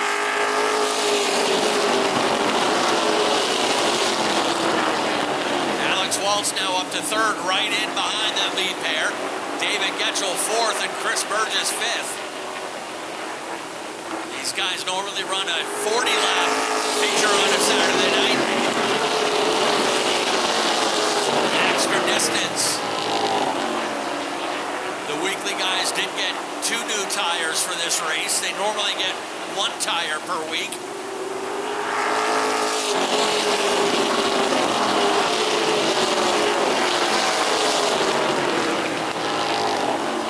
Dow with a little bit of breathing room now. 3 car lengths up on that number 00 of Alex Waltz. Nick Morton still hanging tough up on the high side. Actually, give Morton that runner-up spot at the line that time by 22 1/1000th. Chris Burgess fourth and Jonathan Emerson now fifth.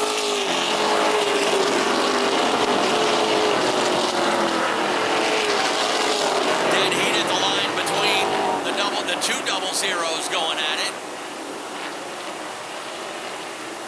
As Chad Dow stretches out his lead.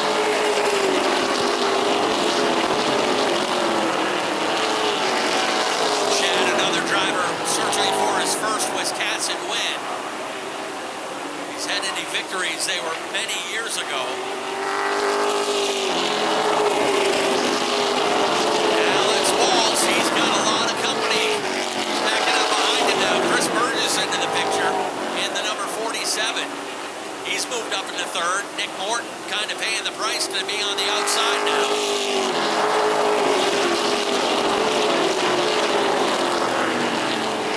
Waltz loose into the corner. Bad loose into the corner last time. Chris Burgess patiently waiting for the opportunity. Jonathan Emerson not waiting at 24, sent him shop on the high side. Emerson's going to drive around both of them. Jonathan Emerson on the move in the 24, moves into second.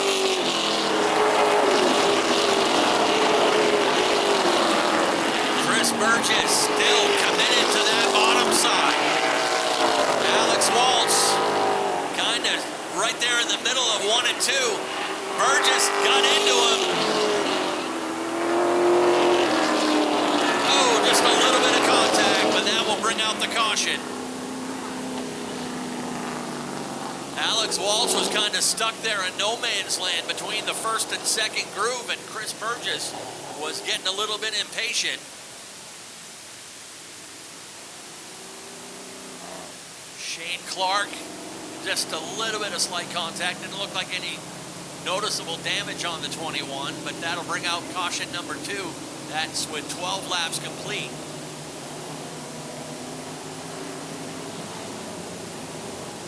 David Getchell heads for the pits.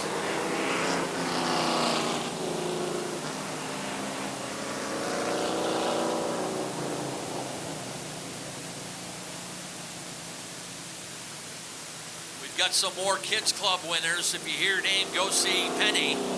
We have Bella Schmidt, Jackson Martin, Caden Fontaine, Levi Davis, Luke Knights, Elena Miller,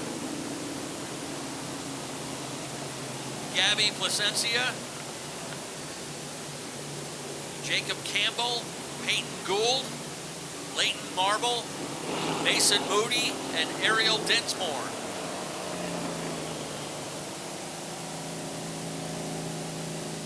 A tough break for Chris Burgess. He'll be pulled out of line. The contact was definitely there. He tried to be patient, but again, Waltz kept chasing that thing up to the second groove. Again, Bella Schmidt, Jackson Martin, Caden LaFontaine, Levi Davis, Luke Knights, Elena Miller, Gabby Placencia, Jacob Campo, Peyton Gould, Leighton Marble, Mason Moody, and Ariel Dinsmore. Go see Penny at the Kids Club table.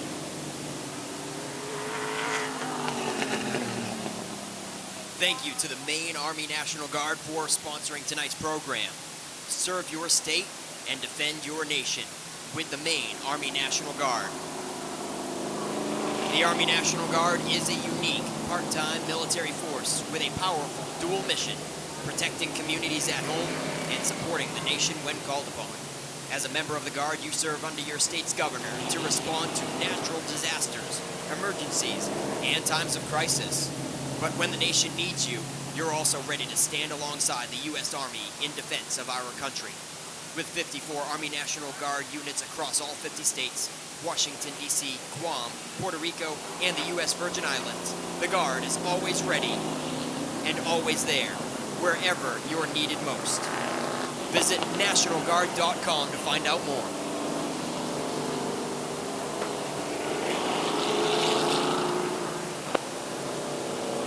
And again, I want to thank Master Sergeant Alan Terrence for all his work putting this partnership together. It's been a year in the making, and we actually rained out the first fan appreciation night, but the Guard boys will be back here with us in September.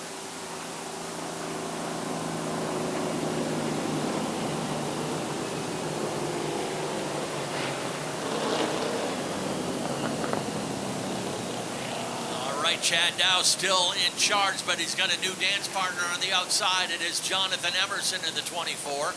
Emerson was on the podium last time these guys raced. Caution was for Alex Waltz and Chris Burgess, so Nick Morton moves up to restart third with Ashton Burgess to his outside.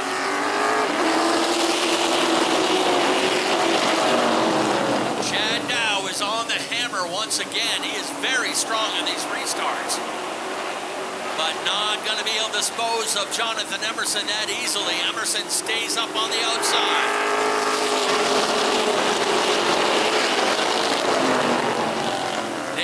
Right there in the battle, and here comes Tiger Colby. Don't count out that bright yellow number 78. He won this race last year, and here comes Emerson to the lead. Jonathan Emerson takes over the lead on lap 14 and quickly pulls away from Chad Dow. Nick Morton third, but 2 cars behind him.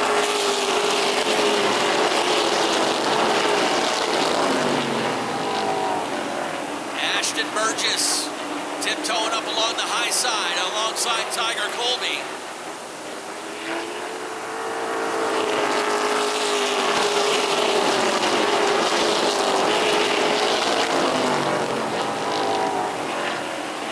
They'll work down the backstretch and ready to complete lap 17.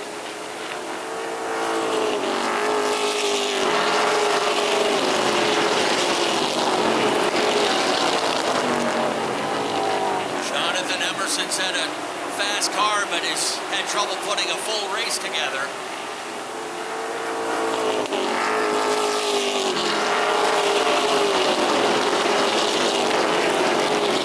He got his first career late model win last year. But they are finally starting to put things together here in that Emerson camp, and he's a half straightaway ahead. We got a couple cars off over there in turn 4. Looks like the 72 of Brandon Fowler, the 72N of something broken on the 8 of Randy Barker. He'll head down pit road.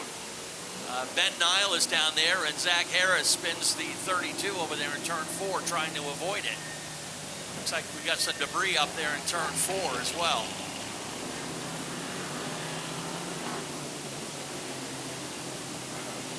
Yeah, unfortunate for Ben Nile there.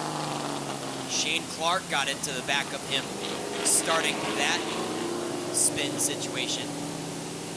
And definitely didn't look intentional, but there was about a 5-car cluster that was just nose to tail, as close as you can get. Shane Clark and Ben Nile being 2 of them. And it looked like Ben may have had to slow up a little bit unexpectedly to come out of turn 4 and keep the car to the inside and surprise Shane Clark a little bit. Shane Clark gave him a little bump to the tail accidentally, and around went Ben Nile. So they were the first 2 cars that kind of started the ordeal, and then there was some innocent bystanders such as Spawn. Doesn't look like there's any damage, but we did see the complete right front fender torn off of Colton Chabuk, so very unlucky for Colton, making his late model return a couple weeks ago.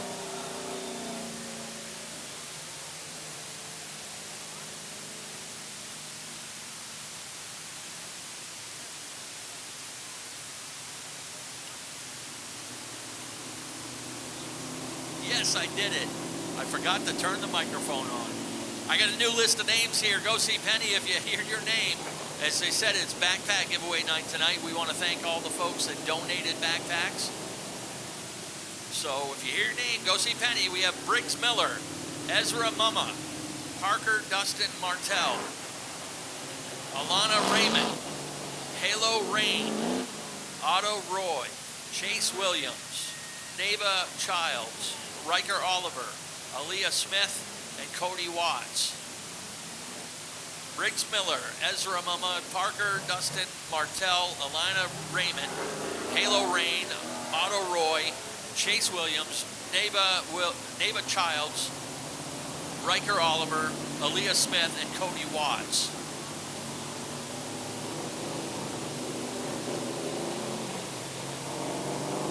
Yeah, as Ken mentioned, Penny and the gang at the Kids Club is giving away all kinds of backpacks to get ready for school.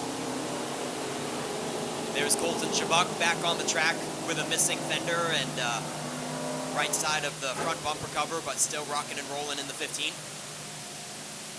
Yeah, I want to thank our cleanup crew over there, another Bro Body Works cleanup.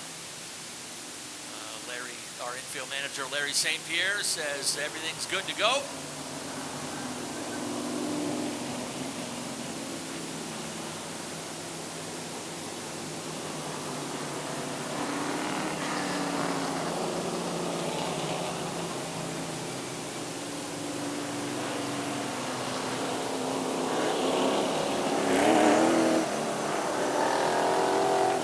It's back to school night giveaway tonight and next week at Wiscasset Speedway.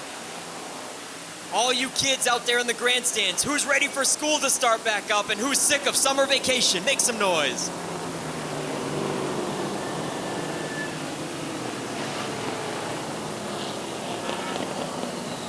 Let's try this, Nick. Ken, I didn't hear much noise that time. You think they can do better? How about the parents? What parents? Are you ready for summer vacation to end? And the kids to go back to school? All right, the parents were definitely louder, Ken. The race cars are louder, though. Let's go. Again, Chad now strong in these restarts, but not enough to clear Jonathan Emerson.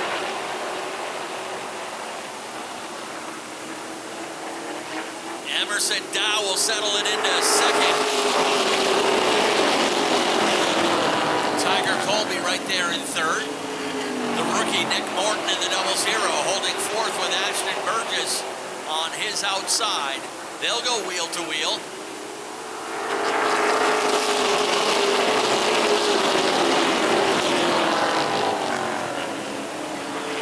Keep an eye on that 38 lurking back there just outside the top 5. He runs in 6th right now. I'm talking about Daniel Harding.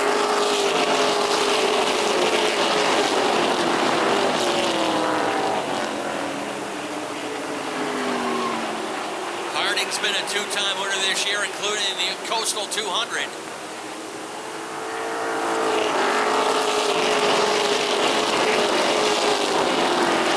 Side by side for second. Good run between Chad Dow and Tiger Colby. But Tiger will complete that pass down into turn 3. That'll shuffle Dow back to third.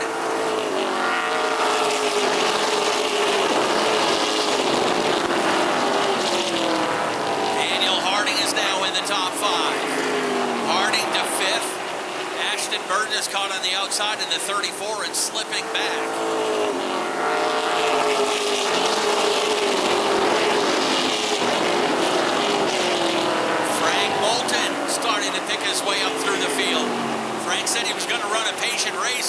so good.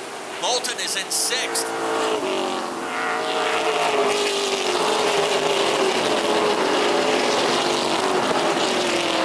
Everyone chasing that 24 of Jonathan Emerson. He's going to have straightaway lead. About 1.7 seconds over Tiger Colby.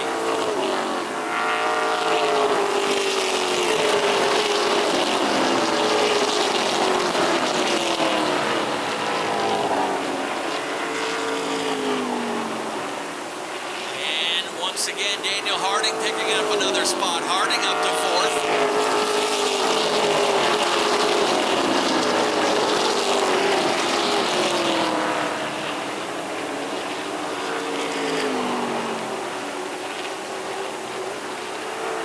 Got the 5 of Barker heading down pit road. He'll drop out early.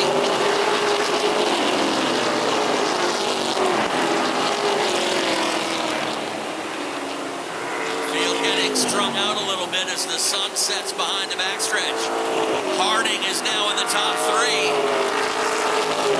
Daniel Harding able to get by Chad Dow. Harding starting to crank things up a little bit. They'll complete lap 30 this time by.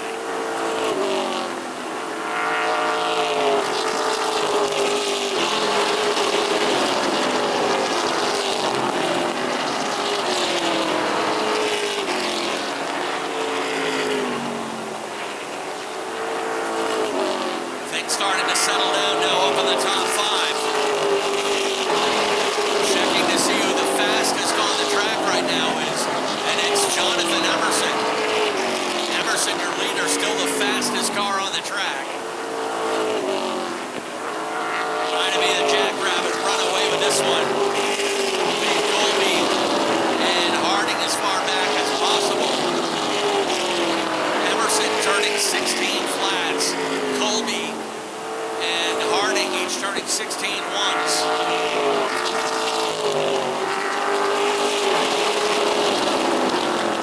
Full straightaway lead now.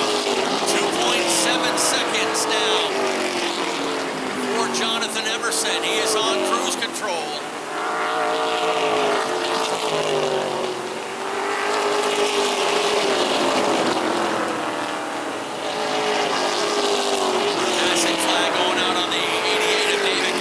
He fights handling on that number 88 machine.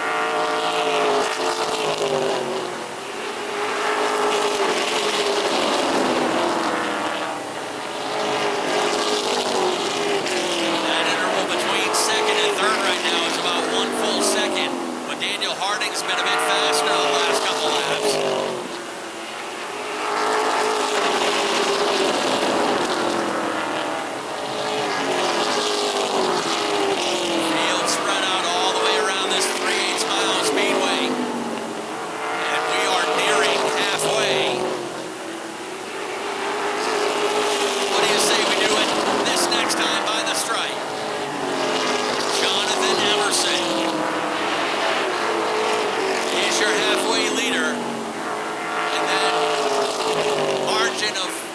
Still 2.9 seconds.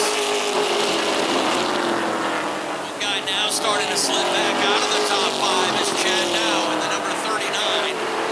Now holding 5th, but about to lose that to Shane Clark in the 21.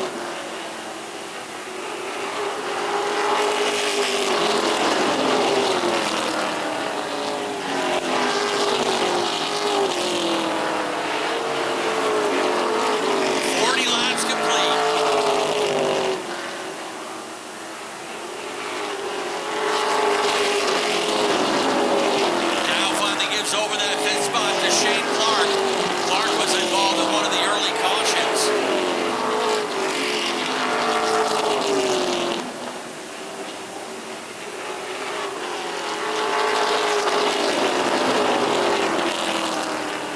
Chad Dow not happy with the handling on his car, so he taps out just past halfway.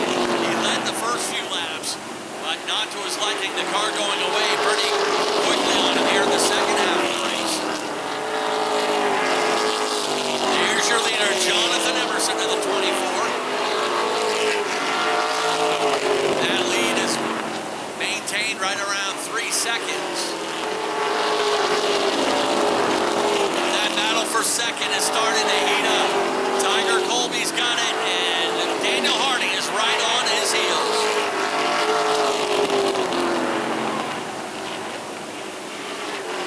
Harding stalking that number 78. Colton Chibuk is off the pace in the 15. Looks like he's going to call it a day.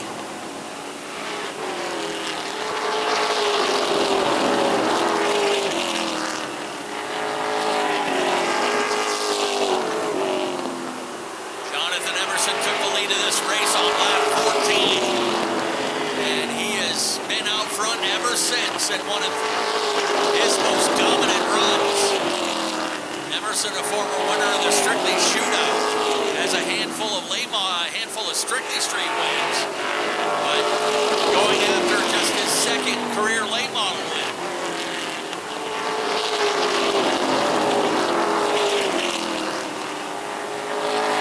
We'll keep an eye on that battle for second and third. Tiger Colby in the 78, Daniel Harding in the 38.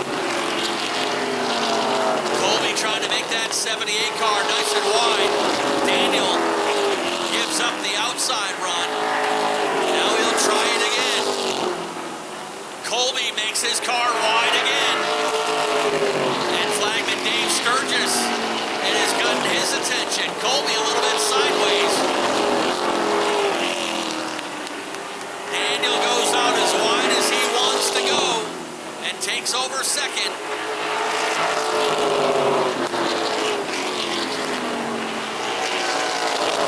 50 laps down.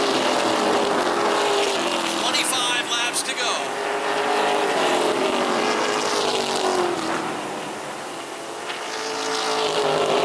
Emerson's lead up to nearly 5 seconds now over Daniel Harding.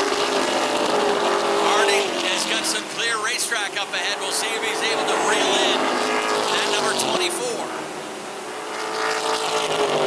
15 cars still on the track.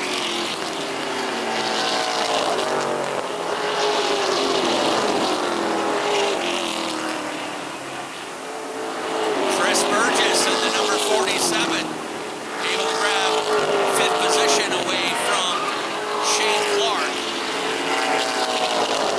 Burgess has taken a while to get back up in the top 5, but finally does it. He's just a straightaway ahead of your race leader.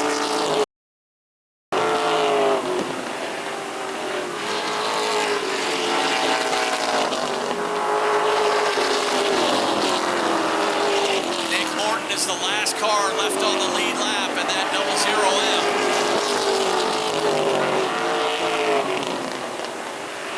As the sun finally makes its way back behind the trees on the backstretch.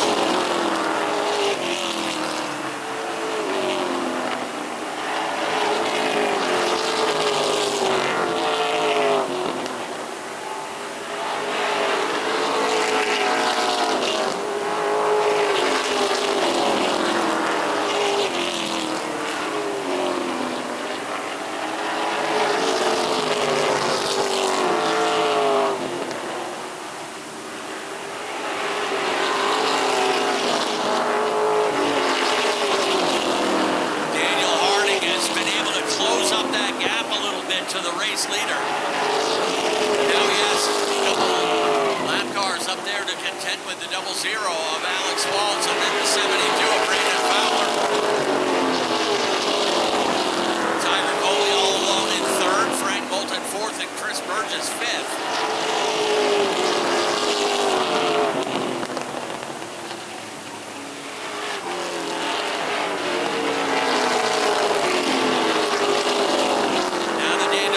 Got some clear racetrack in front of him. We'll see if he's able to bite into that lead that Jonathan Emerson has. Emerson's got a little bit of room to breathe and prepare himself perhaps for a late race charge from that 38. 61 complete. Daniel Harding was 3/10 faster last time.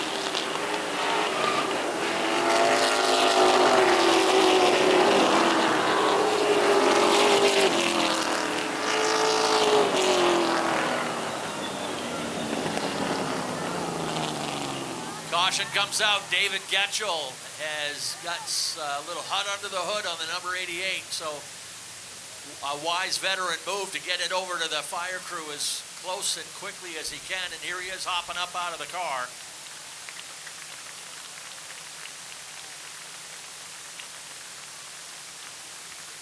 He struggled with that car throughout most of the day, and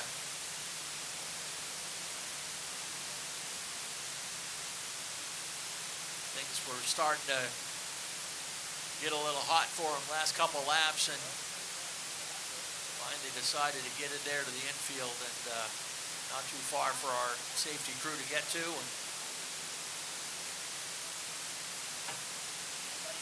Tanya and Colby over there, our EMTs, checking out to make sure he didn't breathe in any of that toxic smoke, or as little of it as possible.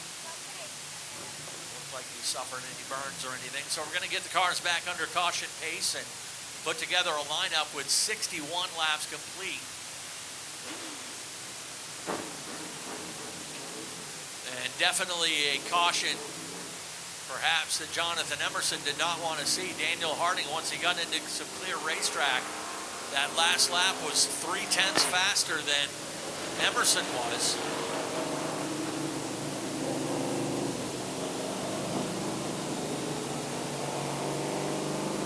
Your unofficial running order has Jonathan Emerson, your leader, in the number 24, Daniel Harding second in the 38, Tiger Colby is third in the 78, Frank Bolton fourth in the 15, Chris Burgess fifth in the number 47, Shane Clark is running in sixth in the 21, Ashton Burgess in the orange number 34 runs in seventh, Ben Nile in the 72, and he is your last car in the lead lap, and then comes Nick Morton, a lap down in the 00M. He runs ninth, and Brandon Fowler in the 72.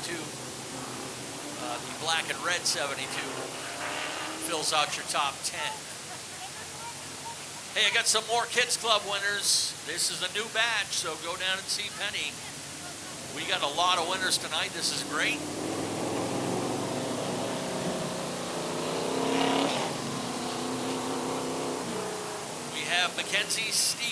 Mackenzie Steves, Liam Hunt, Brycelyn McDonald, Cole Davis, Callian Fontaine, Carson James, Ranger Brett, Evie Freeman, Abel Fontaine, Ava Taylor, Grace Fontaine, Bryson Griffin, and Carson Gervais. Go see Penny at the Kids Club table. Mackenzie Steves, Liam Hunt, Brycelyn McDonald, Cole Davis, Callian Fontaine, Carson James, Ranger Brett, Evie Freeman, Abel Fontaine, Ava Taylor, Grace Fontaine, Bryson Griffin, and Carson Gervais. Lots and lots of Kids Club winners with the backpack giveaway, and as Nick said, we're going to do it again next week, Group 1. And problems on the 32 of Justin Harris.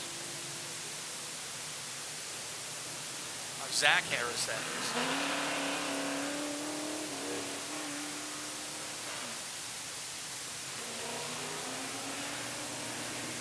Another Pro Body Works cleanup. Coming up next will be the T&L Automotive Modifieds, Strictly Streets, and we'll wrap up the show with the second feature for the Dale's Cash Fuel Roadrunners. We had mentioned earlier, Group 2 is back in, Group 1, that is back in action next Saturday night. Regular 5 o'clock start time next week, as we'll have all 5 of our Group 1 divisions, plus our second Enduro of the season. That's always a fun way to wrap up the night, 100 laps of mechanized mayhem. Well, you wanted a chance to see these two young drivers race heads up.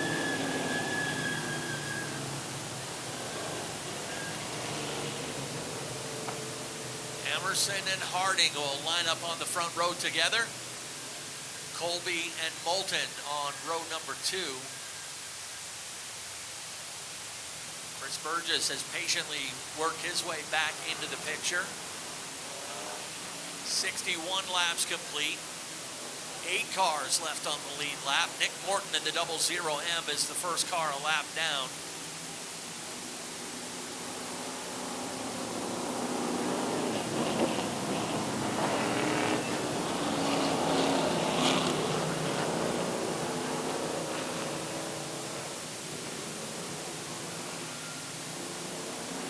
All clear on the backstretch from Sean Dickinson.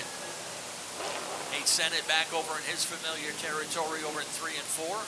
And good to have Mikey Carlton back with us over in turn 1 and 2. Pace car heading in. Let's get back at it.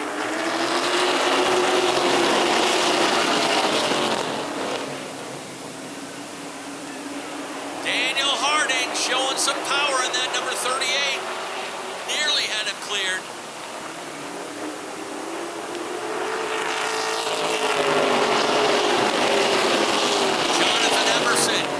Trying to hold on to that lead spot, but Harding will finish the pass on the backstretch. In the meantime, Frank Moulton is now up to third. Colby is starting to drift back out of the picture. Problems for Tiger Colby in the 78. He's dropping anchor, and Shane Clark looking for room to race, but can't get by him. He finally does.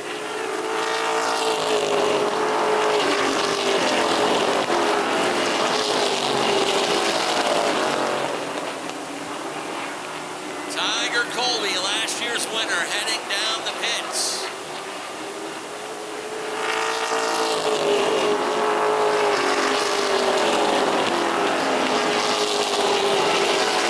Daniel Harding has finished on the podium in every race this season. That's 7 races. He's trying to make it 8 races in a row. And his 3rd win of the season.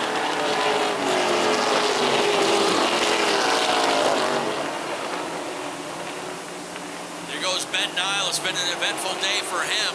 He's got a right front tire now.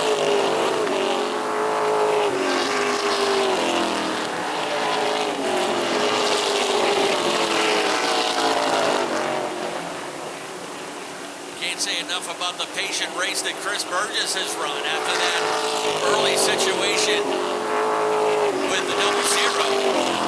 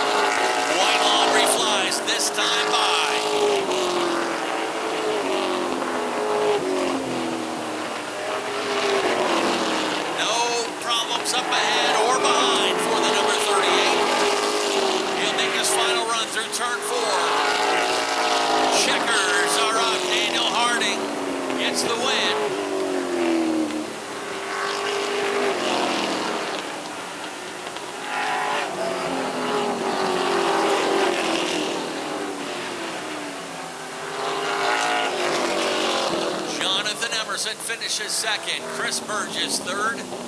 Frank Moulton fourth. Ashton Burgess fifth. Shane Clark is 6th. Nick Morton actually, correction, Morton was on the lead lap. They did fix that. Nick Morton finishes in 7th as the last car on the lead lap. Brandon Fowler 8th, Alex Waltz 9th, and Chase Burgess 10th. Each of those last 3 drivers a lap down.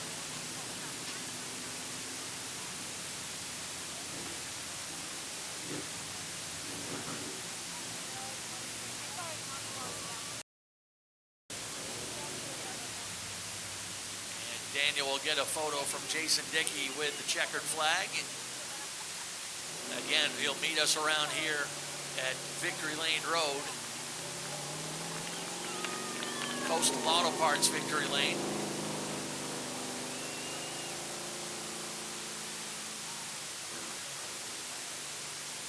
I want to thank Wood Pellet Warehouse for being the title sponsor of the late models here at Wiscasset Speedway.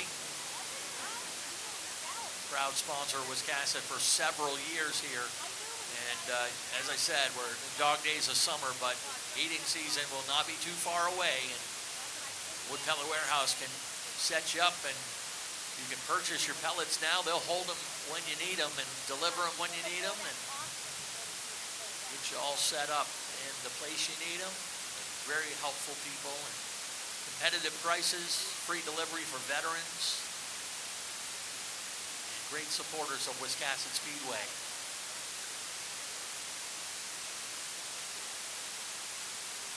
They have other wood-based pellets are their primary focus, of course, but they have other wood-based heating sources for you. And if you're into pellet smokers like I am, they've got some premium smoking pellets too, if you're into barbecue.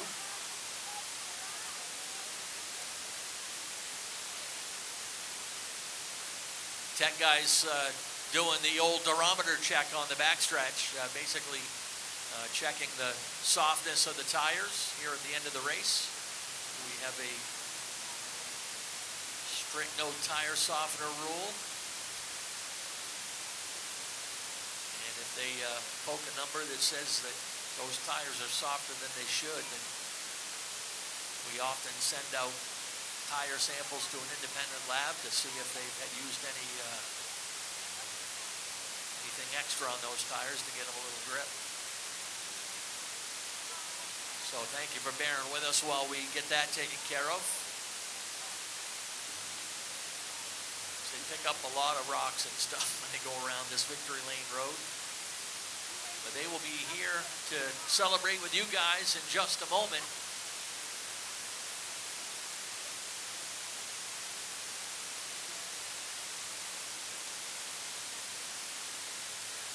T&L Automotive Modified set to come out next. Strictly Streets and Road Runners to wrap up the show. Glad you're here with us, along with the Maine Army National Guard. And the kid will deliver this car to Victory Lane. It's Daniel Harding's world, and we're just living in it right now. Podium for all 8 races this season now for this young 15-year-old out of Fairfield.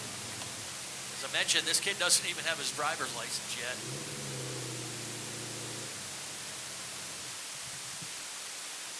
And what do you say? Let's head trackside. Nick Huff has got your top 3.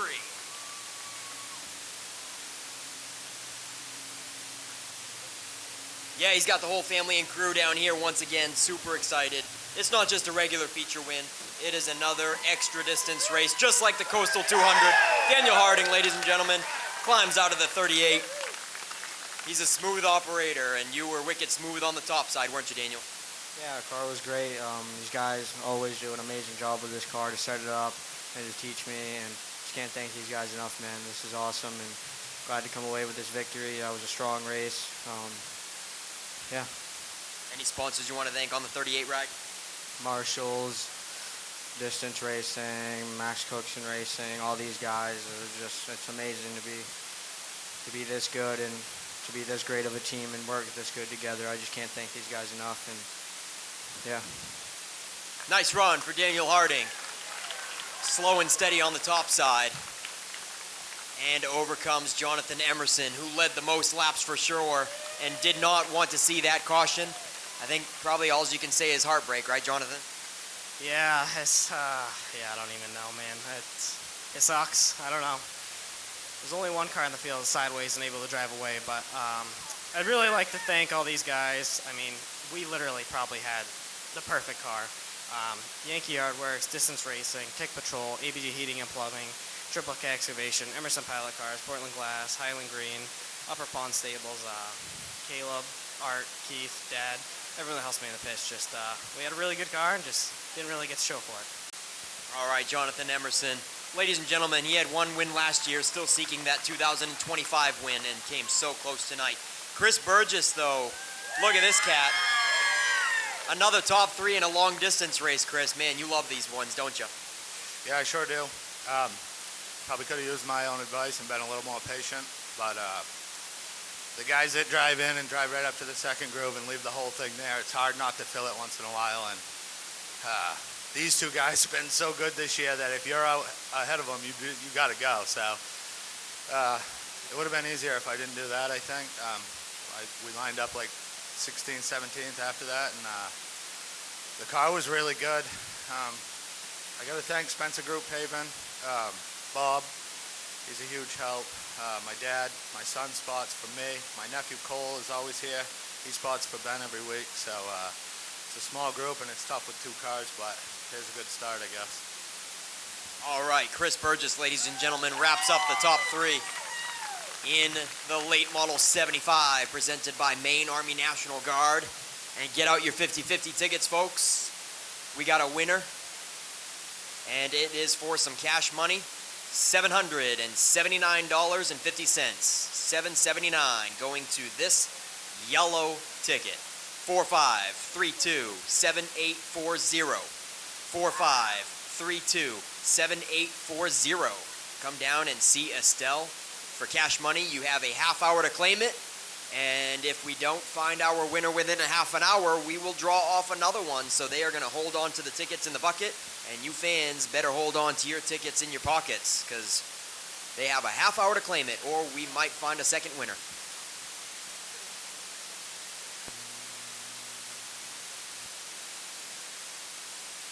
All right, lights are on in the pace car, ready to bring out your next division. It is the TNL Automotive Modifieds, the Mod Squad, coming out next.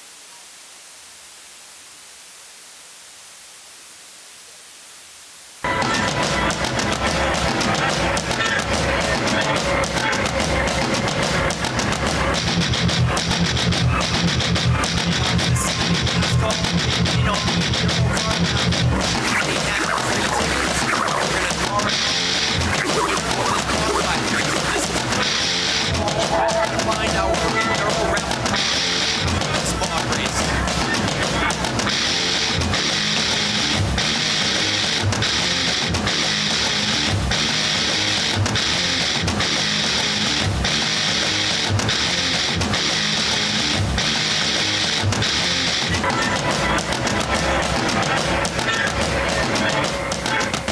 Modified set to go the regular 30-lap distance tonight. Lineup has Faith Cleaves out of Pownell in the number 89 to her outside. And the number 83 is the reigning Pro All-Star Series Modified champion, Dan Brown out of Peru in the number 83. On row 2, Gary Norris Jr. out of West Gardner in the 03 to his outside. Jeff Meserve out of Saco in the 44. Scott Tucker out of Winthrop in the 79. Then comes Reed Reno to his outside in the 77 out of West Bath. On row 4, David Greenleaf. His code name is Speedleaf. He's in the number 58 out of Woolwich.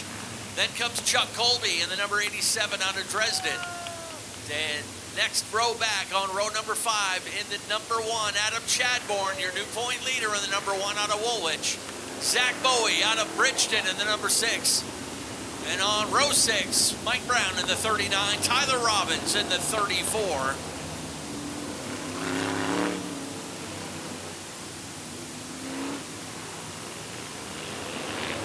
Race director Sean Kimball says, let's cross the cars and get ready to race next time around. Biggest field of modifieds this year for the TNL Automotive mods. And a tight points chase at the top between the 77 of Reed Reno, the 87 of Chuck Colby, and the 1 of Adam Chadbourne. They came into tonight separated by just 4 points as we head down the home stretch. Their next race will be a 50-lapper the night before the Boss Hog 150. Pace car is in, and the green flag is out.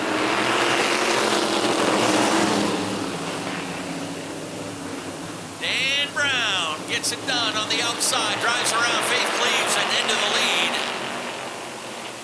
Cleaves settles into second. Norris and Meserve behind her.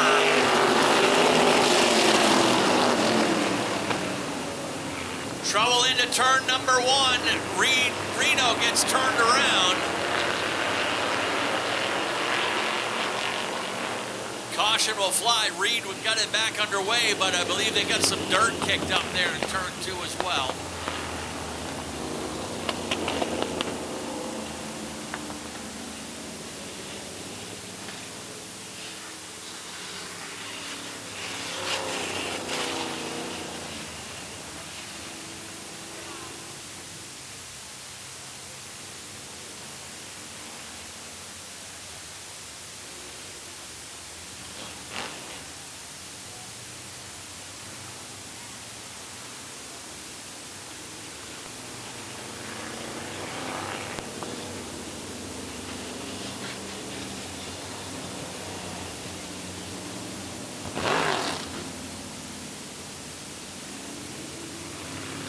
Once again, this is the very last opportunity to get in on the Enduro car raffle with Penny down at the Kids Club.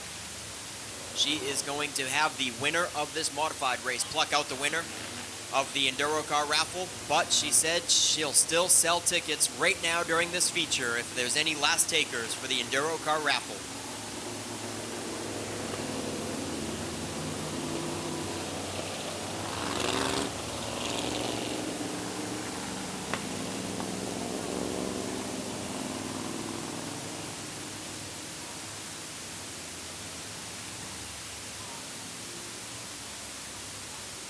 All right, Reed Reno went to the pit for a quick repair on the 77.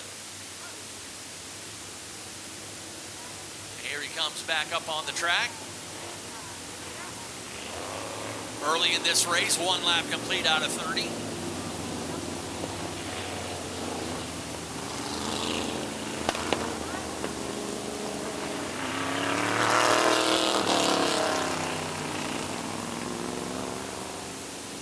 Tucker waves it by, so we are set to go. Tucker involved in that caution as well.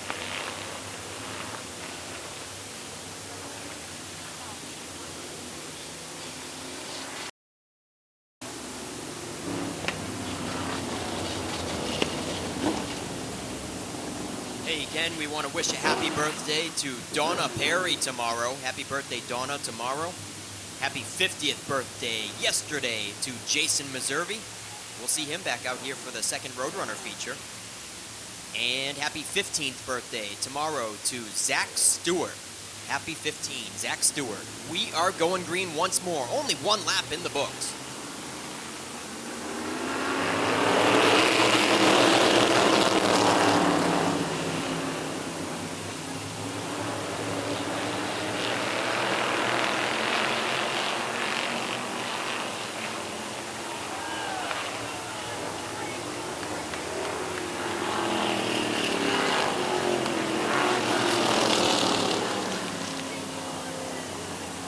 Trouble with Faith Cleaves and Gary Norris. And Faith Cleaves is up in between turns 3 and 4, all torn apart, and she is climbing out of the driver's seat. After winning the heat race, looks like Faith Cleaves might be done for the feature. Running in second there. What a tough break for her.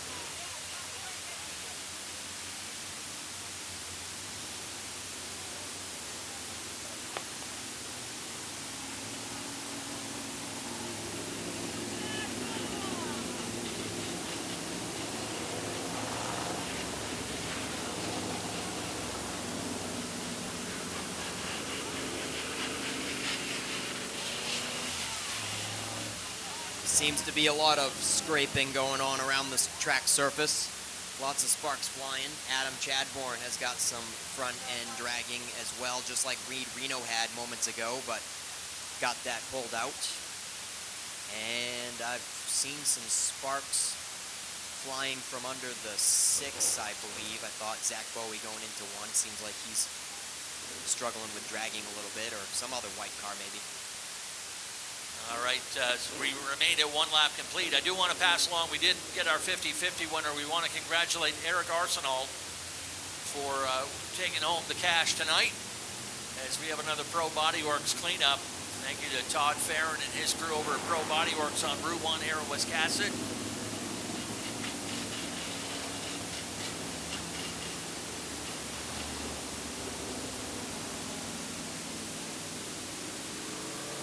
Dave Knowles and AC Towing taking care of Faith Cleaves, and unfortunately her night will come to an early end.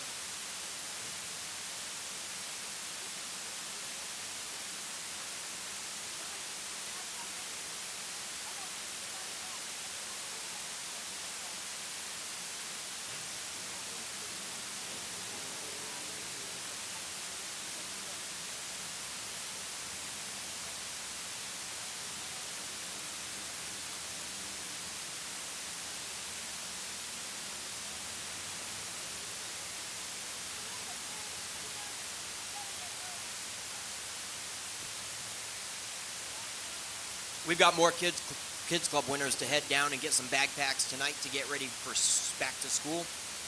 Dom Crenshaw, Mallory Eck, Henry Terrain, Lucas Chipman, Peyton O'Neill, Kaylee Brown, Griffin Rigo, Annie Gray, Leo Raymond, Fiona Gayton, Kaylee Kruker, Toby Babine, Nora Eck, and Jordan Moody. If you heard your name, go down and see Penny and the gang at the Kids Club. Dom Crenshaw, Mallory Eck, Henry Terreno, Lucas Chipman, Peyton O'Neill, Kaylee Brown, Griffin Rigo, Annie Gray, Leo Raymond, Fiona Gayton, Kaylee Kruker, Toby Babine, Nora Eck, and Jordan Moody.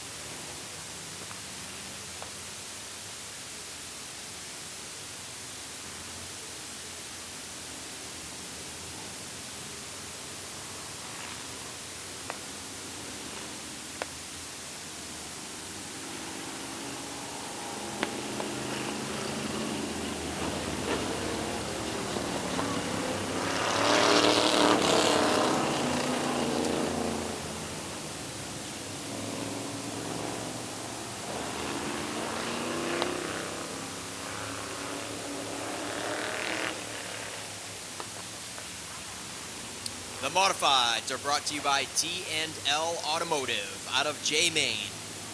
And still only 1 lap complete. We're going green this time.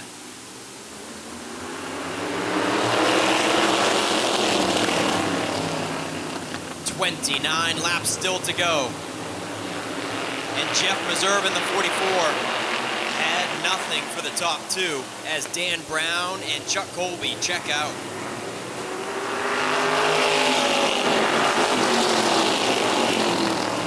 Jeff Meserve still duking it out for 3rd place with David Greenleaf in the 58.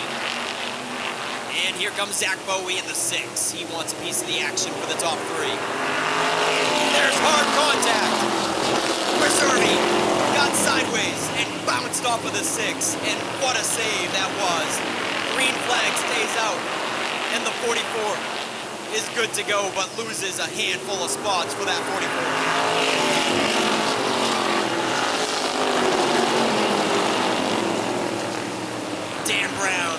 first visit to the raceway for the season was last week. This is only his second trip to Wiscasset in 2025, and he is holding off Chuck Colby.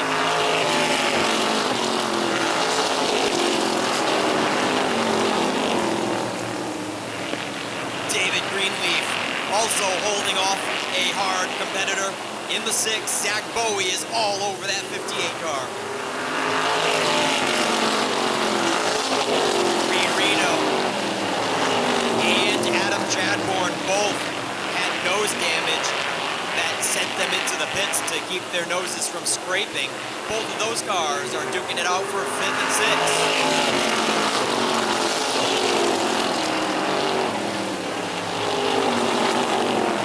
Cars taking a quick look to the high side, but nothing is working so far. Colby takes a look, Zach Bowie takes a look, but still for the most part we are single file. Reed Reno is closing in on Zach Bowie. It's going to be a 4-car battle here for 2nd, 3rd, 4th, and 5th, and we got a spin in the middle of turn 4, but can we keep it green? Jeff Meserve is out of harm's way, and we're going to keep it rolling. Nice job for the 44, down on the hot pits, and no caution is thrown. 10 laps now in the books, 20 to go.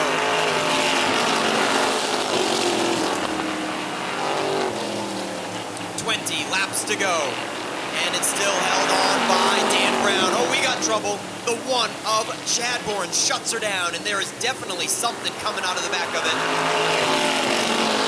Possibly smoke, probably smoke, but we're gonna wave the yellow. It actually could be some fluid at the top of turn 2 from Chadbourne.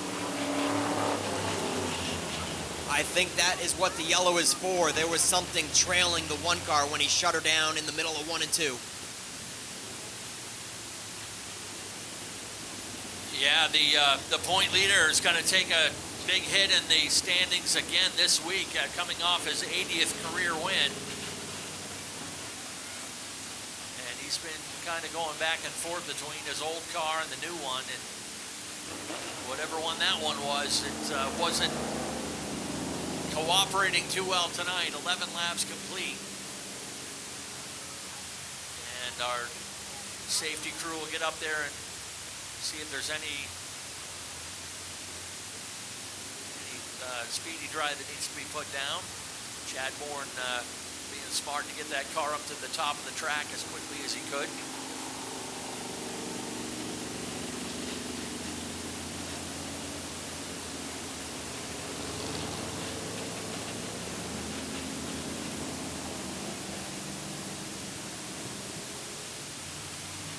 All right, lineup is set. Race director Sean Kimball says, let's cross them over and get back at it. And now that the sun's going down, it's going to get a little chilly. We've got some Wiscasset Speedway hoodies and sweatshirts down there you can grab. Also, Robin says she's still got some blankets for sale. So if you didn't come prepared, she is prepared down in the souvenir booth. Can set you up.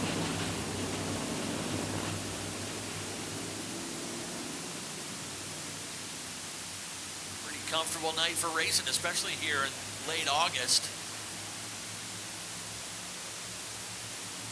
Hey, one thing I haven't mentioned yet, we'll talk about it a little bit. Boss Hog 150 weekend's coming up in 2 weeks. It sure does sneak up quick, Ken.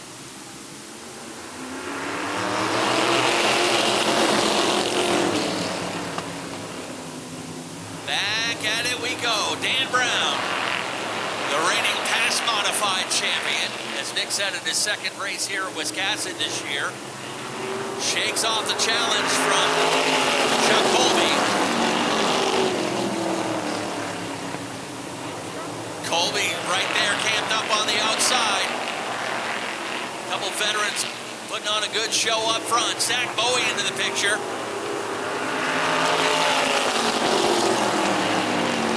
Bowie holding down 3rd now on the outside of David Greenleaf. And Reed Reno coming back into the picture. Reno running in 5th. Chuck Colby in command now.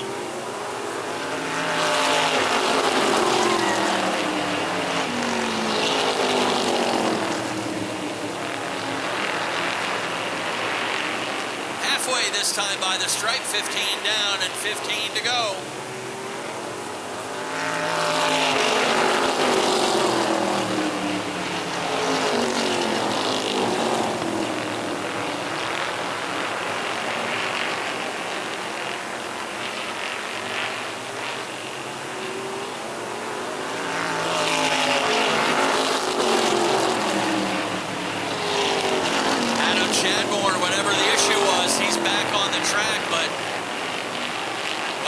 Did make it out to stay on the lead lap.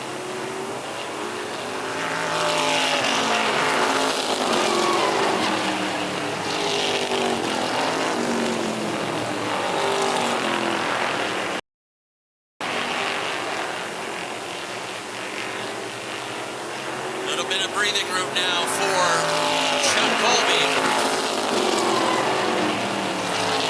We've had 4 different winners this season, but Chuck Colby has not been one of them. Colby's been a runner-up 5 times this year, but looking for his first win of the season.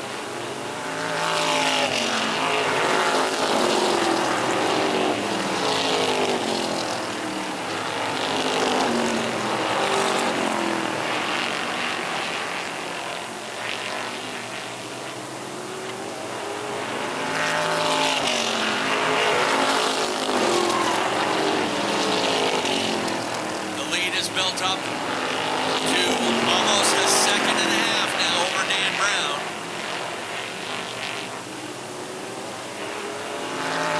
Brown trying to get on the podium. Hero was casted for the first time this year. Dan's actually come close to winning the Strictly Shootout a couple of times. Long-time street-stock racer, but has been running modifieds up at Oxford for the last couple of years and with the Pro All-Star Series.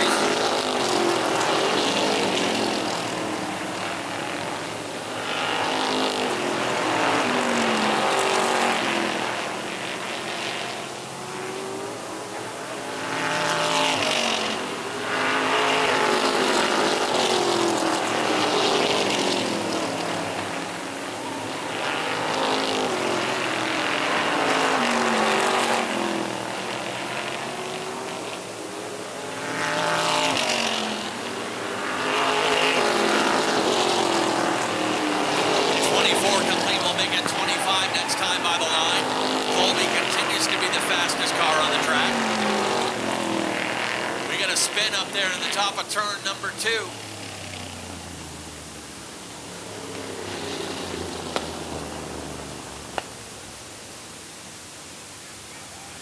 Looks like the 0-3 of Gary Norris Jr.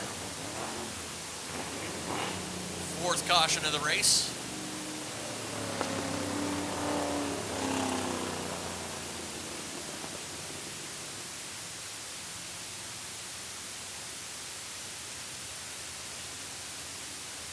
So we'll have a quick little 6-lap dash to the checkers here for the modifieds. Chuck Colby had built up a lead of almost 2.5 seconds over Dan Brown. Brown all of a sudden had to get into defense mode as David Greenleaf was right on his heels. That'll bring Reed Reno back into the picture. Adam Chadbourne. Chadbourne right now running his 7th. Was a long way from that lead back.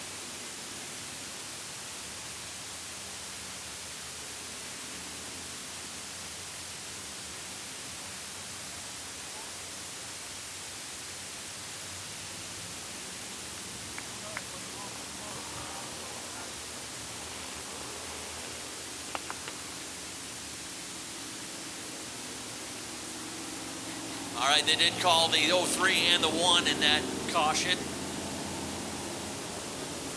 0-3 of Norris and the 1 of Chadbourne put to the back of the field for this restart. We'll cross them over again.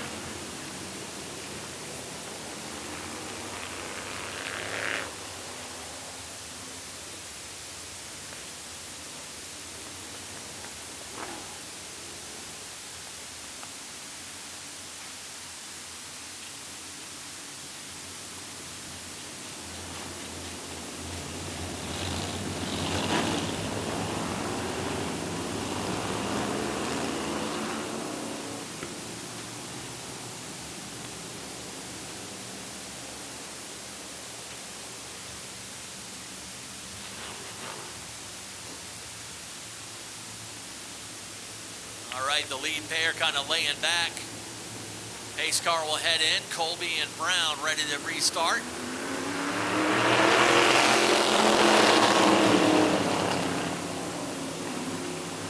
When they come around to the stripe, there'll be 5 laps to go.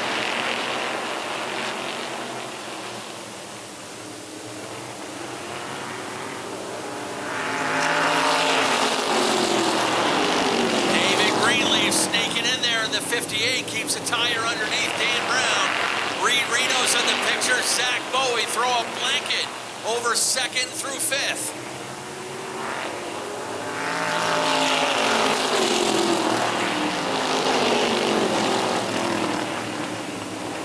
Dan Brown can't quite clear the 58.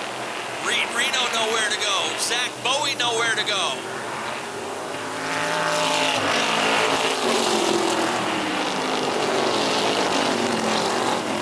Got a race for 2nd, 3rd, 4th, and 5th. And we've got 2 laps to go in the stripe this time. Chuck Colby in charge.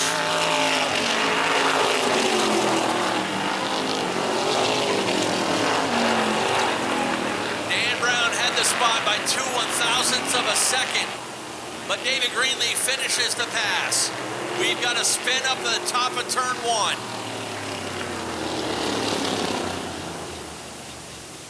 Rough night for the modifieds.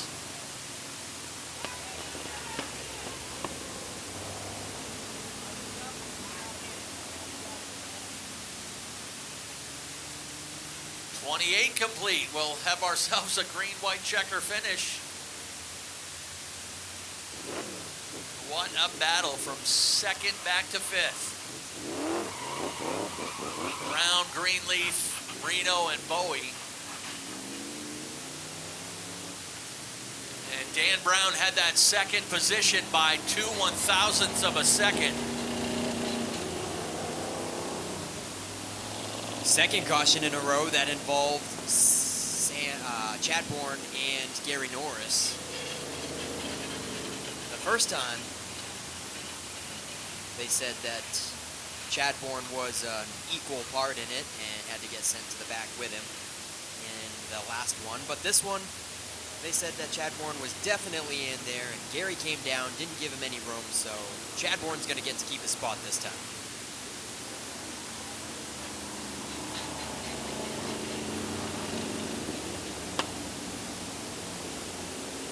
Hard contact, tearing up the entire driver's side door and rear quarter of the 03. You can't really see it good from the grandstand side, but as he crests turn 1 and 2, you can barely read that number anymore as it's all crinkled up.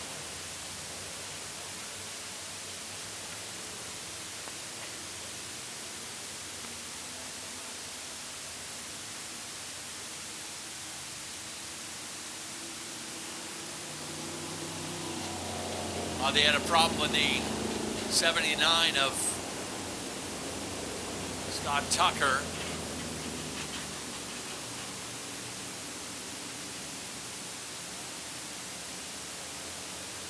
All right, guess we're all set now. We'll cross the cars. I think Tucker's going to head pit side. He had smoke coming off that 79, and doesn't look like he's going to be able to finish.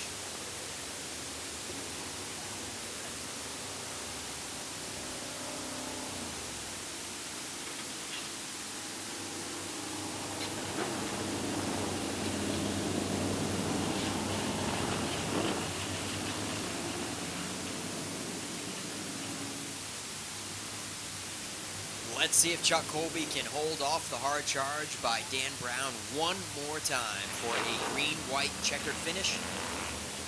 And you can see them picking up the pace on the backstretch, being told by race director to pick up the pace. They are slowing way down 1 lap prior.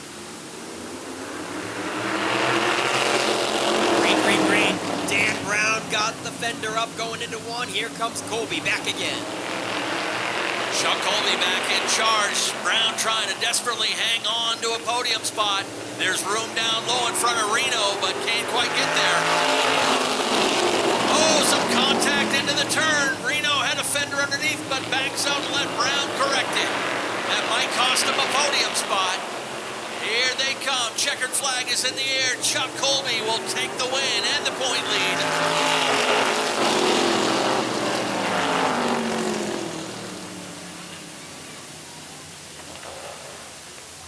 An eventful, crazy, destructive, and crazy again. Did I already say that race from the T&L Automotive Modifieds? Colby with the win. His first of the year, becomes the 5th different winner in this class. Dan Brown, the reigning pass modified champion, holds on for 2nd, and Reed Reno rebounds. He was last lap looking like he might finish outside the top 5, ended up sneaking up there to grab 3rd. Adam Chadbourne finishes 6th, so for the 3rd race in a row, we will have a change in the point lead again here in the modified division. As Chuck Colby will take over the point lead. Reed Reno will move up to 2nd in points, just 2 behind him, and a bit of a tough night for Adam Chadbourne. He'll drop from the point lead down to 3rd.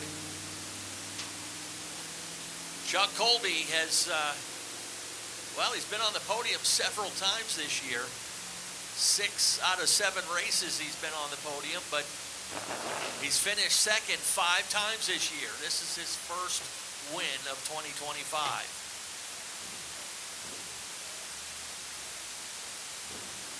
As I said, it'll come right down to the wire, to the last race of the season, perhaps the last lap of the season, to figure out who the champion is here in this modified division.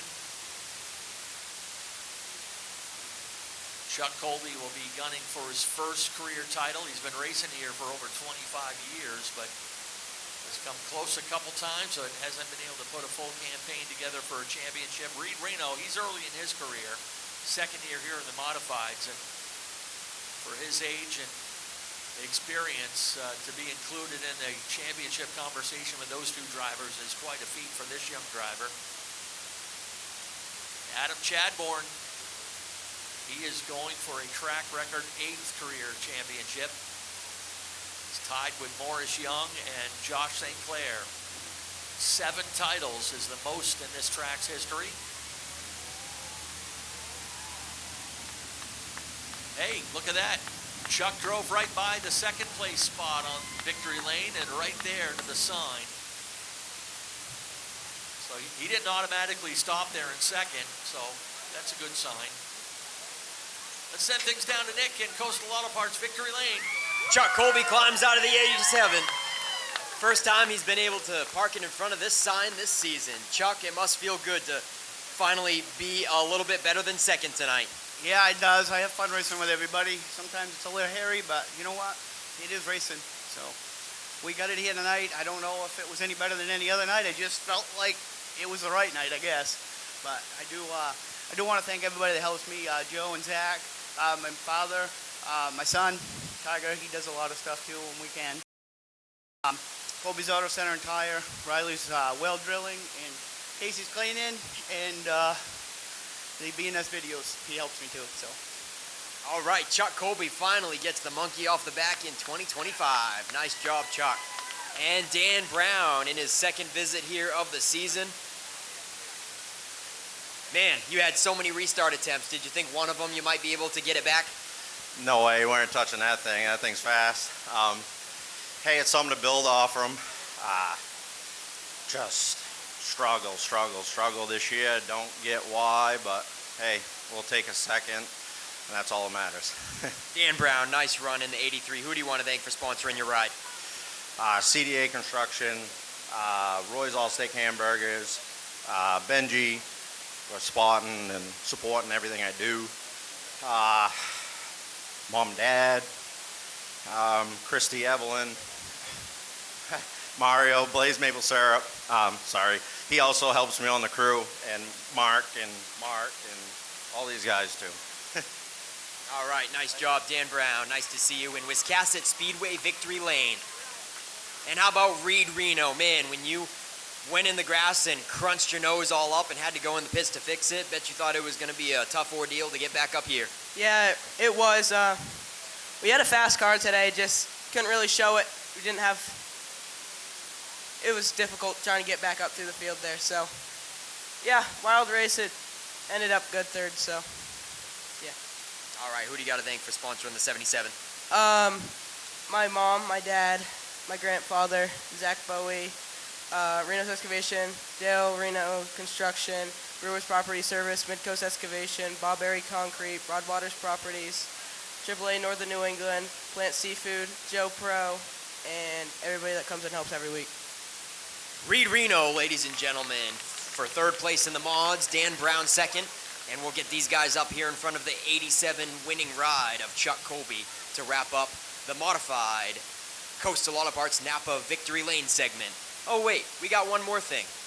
I did that last call for the Enduro car raffle, and we sold 4 during that last feature, so it was a very worthwhile last call, and now we're going to pull out a winner.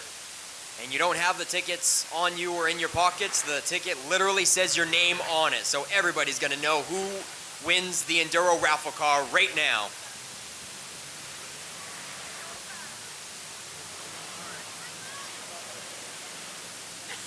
What? Reed Reno, ladies and gentlemen.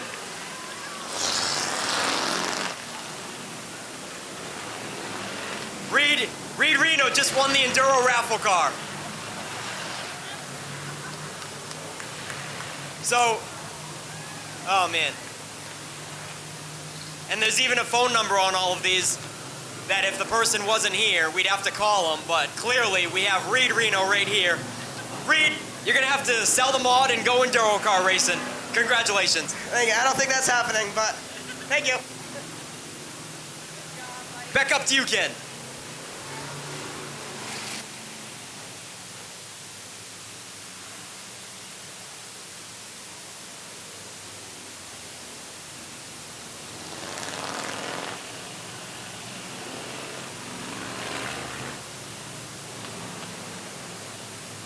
All right, set to go 25 laps for the Portland Glass Strictly Streets.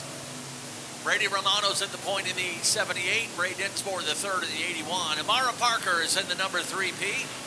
Dan Morton in the 00M. Chuck Wagstaff in the 31. Scott Wiggin in the 26. Matt Vienot in the 98. Zach Emerson in the 23. Justin Galliou in the 43. Ben Burgess is in the 7B. Dale Lawrence is in the 2. Scott Eck in the 27. Cowboy Dan Trask in the number 3. Ryan Easonsey in the 49. Mike Delano is in the number 27D. Joe Harriman in the 20. Steve Pierpont in the 33X. Dan McCaig Jr. in the Naughty 40. Landon Tapley in the 25. He's your most recent winner. Mac Hainan Jr. in the 08. Tyler Dinsmore in the 12. Nat Mingo in the 12M. As we're about to go street stock racing.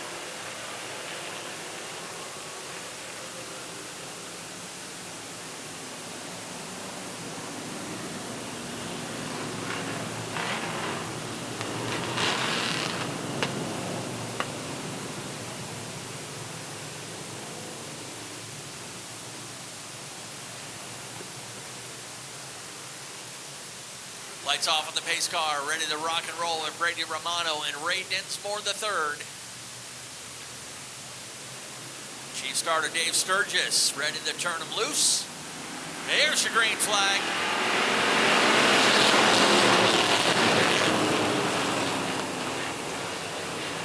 Little light on the car count with the Strictly's today, only 24. Romano and Dinsmore trading a little paint over in 3 and 4.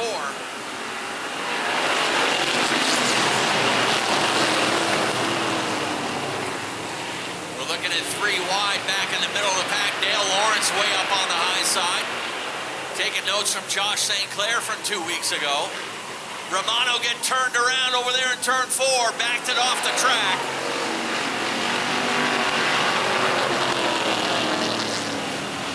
Tell you what, a veteran move from Brady Romano, even though he got turned around. If he didn't back it down off the track like he did, it would have been a lot messier than it ended up to be. Turns out to be a single car spin with 1 lap complete.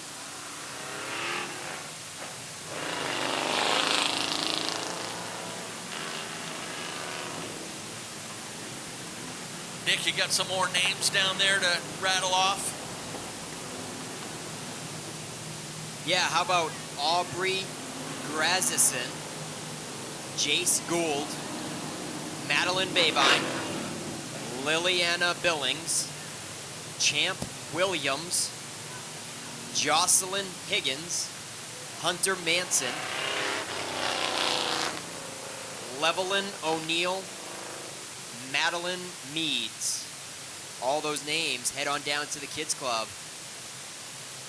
How about also another list with Allison Wade, Paisley Levis, Amara Hardson, Kenzie Glass, Brantley Schmidt, Adeline McDonald, Miley Hobbs, Addie Warren, Rosie Gray, Danielle Wade Pelkey, Zeke Turner, Paisley Smiley, and Emily Babine. Back to school backpacks being given away. One more time, all you kids, who's ready to get rid of summer vacation and go back to school? Make some noise.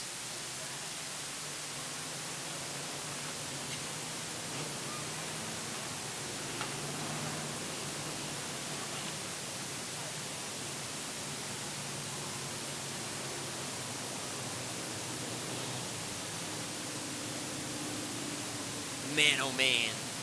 Heartbreak for Brady Romano. Won the heat race, starting on the pole, having his best shot ever at getting a feature win here. And spins by himself on the inside of Ray Dinsmore. No fault at Ray at all. Brady might have been leaning on him just a tiny bit, and then she went around in the middle of turns 3 and 4. And so Ray Dinsmore, the third in the 81, will inherit the lead. He's never won at Wiscasset Speedway either. He's gotten a couple of top threes as of recent after years of trying at Wiscasset Speedway, so this has been his breakthrough year in the 81. And the rookie, Amara Parker, in the 3. She has never been to Wiscasset Speedway Victory Lane. You got Dan Morton. I don't think he's been to the top 3 as well. And then Chuck Wagstaff, after 3 years of trying, he just picked up his first trophy last week in the 31. That's your front 2 rows with 24 laps to go. It's a 25-lap main event for the Strictly Streets tonight. And only 1 lap complete. We're looking for the green flag this time. The lights are out on the Norm's Used Cars Ford Mustang. Norm's Used Cars has the best selection of previously enjoyed used vehicles on Route 1A in Wiscasset. Going green this time.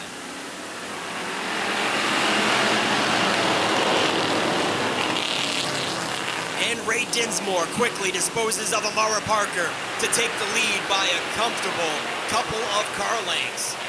Dan Morton unable to get to the inside of Amara, and so she'll settle into second all by herself.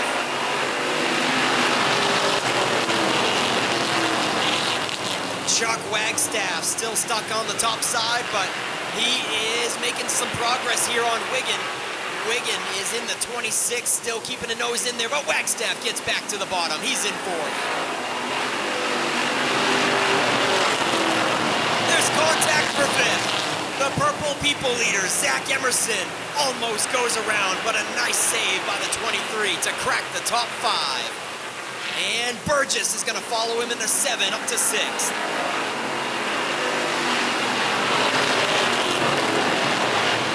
We are 3 wide for 7th place. They are splitting around Jason Wiggin in the 26. More 3-wide action for another row. The 43 to the bottom, and there's contact with the top side. He's going around. Oh, man. It's Cowboy Dan Trask.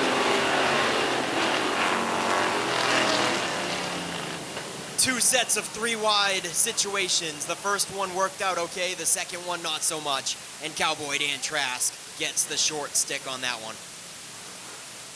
Yeah, Dan paid the price on that one. Tangled up with the 26 of Scotty Wiggin. Second caution comes out with 4 complete.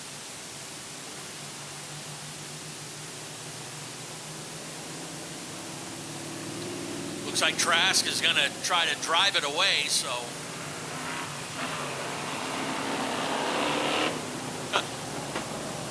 Call Dan Trask one of those old school drivers. You know, the ones that their car got wrecked, but they still drove it to the pits instead of waiting for a ride. Doesn't happen a whole lot these days, but. The legend of Dan Trask, though, if you don't know about it, back when Dan's driven here for 30 years, used to run in the heavyweight Screaming Demons, which was like an entry-level street stock. Some people may remember a race. He used to have a six-pack of empty Coors cans on the hood of his car. Well, he rolled the car over on its roof over in turn 2 one night. They put it back on all four wheels, and he actually came back and won the race that night. And it was a 15-lap race. Yeah, you know, Ken, I don't know why it took us this long to remember that fact with the six-pack cans. It made it look like a velocity stack sticking out the hood for the engine. That is definitely a core memory of me watching Cowboy Dan. Yeah, that's where the legend of Cowboy Dan Trask was born, and he has raced pretty much any kind of car he could get his hands on over the years here at Wiscasset. He's a two-time champion. Scott Eck has taken some right side damage on the 27. He's heading down pit road. Actually, let me look up my wonderful stat sheet. I'm going to put this thing to work and see if I can give you a little rundown of Dan Trask. Yeah, started racing here in 1998.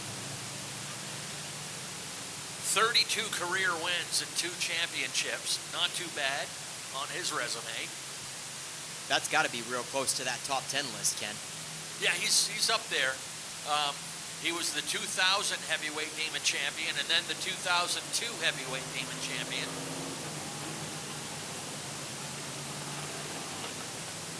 And that, by the way, the heavyweight Demons from back around 2000, you had Dan Trask, you had the Pierpont brothers, Ed Pierpont and Steve Pierpont. You had Dale Chadbourne and Adam Chadbourne. You had Mark Woodman, Albert Westhaver, Dusty Glidden, a bunch of names I'm rattling off here, but imagine like 30 to 40 cars out there for a 15-lap race. This is calm compared to those days.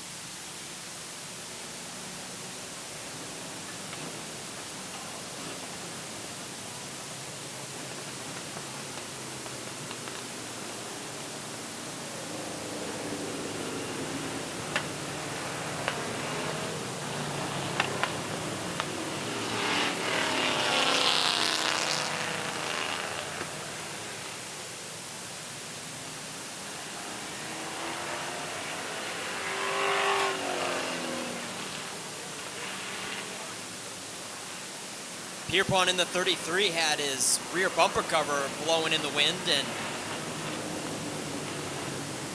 looked like it was about to come off. So he went down pit road.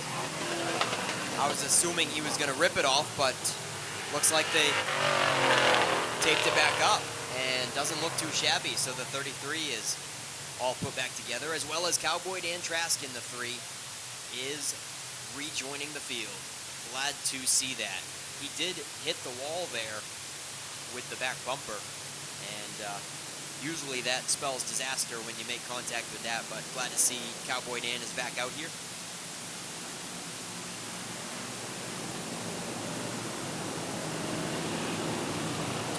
Certainly hoping to be able to give away one of those first Wiscasset Speedway checkered flags tonight.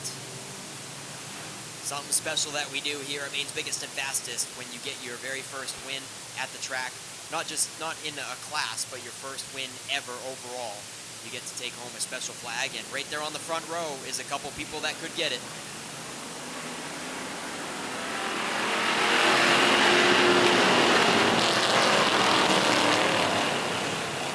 Ray Dinsmore got a good jump. Amara Parker caught back behind, racing on the outside of Dan Morton. And Amara gets turned around over in turn 3.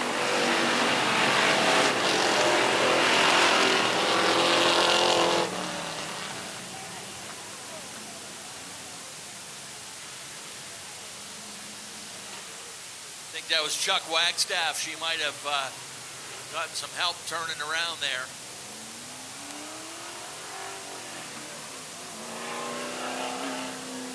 Everyone able to drive away, but stacked up a few good race cars in the process. I think that's Joe Harriman up there in turn 4 right now, along with Maddie Mingo.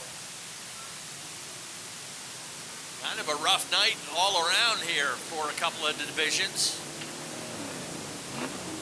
We stay at 4 laps complete, so we'll go back to the lineup the way it was last time, minus those cars involved.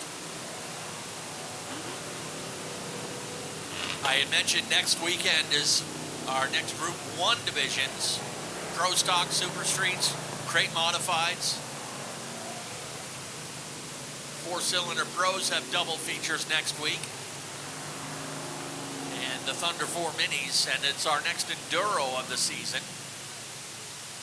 And then 2 weeks away is Boss Hog 150 weekend. With racing Saturday night with most of Group 2. Late models, modifieds will have a 50-lapper that night. The Roadrunners will be in action. Strictly Streets will be off next Saturday night because they're running on Sunday. In 2 weeks from now, as I mentioned. Labor Day weekend, Ken. Yeah, Labor Day weekend. I like to always keep that in people's memory banks. The Coastal 200 is Memorial Day weekend. The Boss Hog 150 is Labor Day weekend. And taking the place of the Strictly Streets on Saturday night will be the New England Dwarf Car Series, making their return. Going to bring the field down pit road in the infield.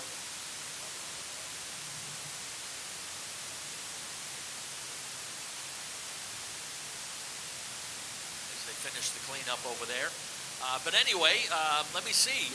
Then on Sunday, August 31st, Boss Hog 150 returns, presented by Wallace Roofing. And also in action that day, the Strictly Streets will have a special 30-lap race, and the Davis Erector Group 207 Crate Modifieds will have double features that day.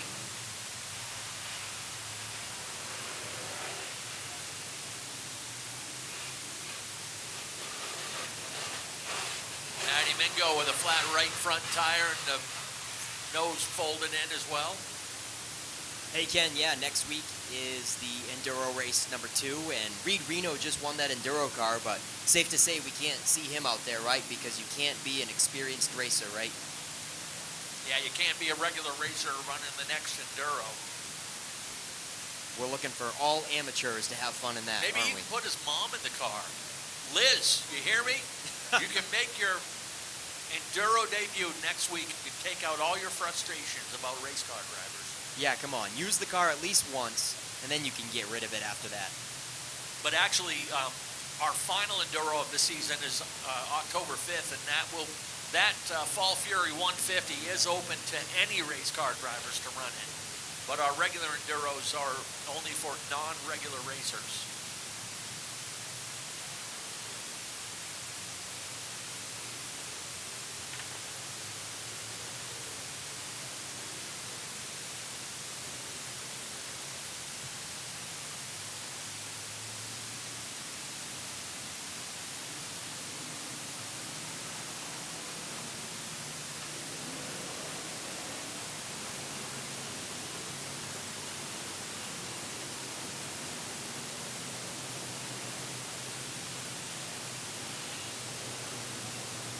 All right, it's been a little while since the street stocks have raced under the lights, and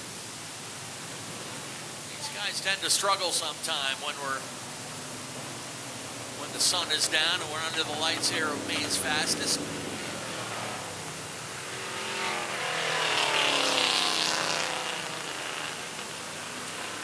You know what I like to say, Ken. Saturday nights and short track lights. It doesn't get any better than that.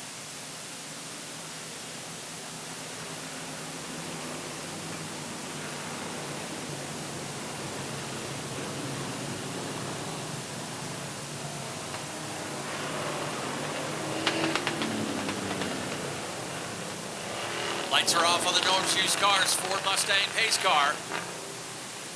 We'll try it again. We re-rack them with Ray Densmore and now Dan Morton to his outside.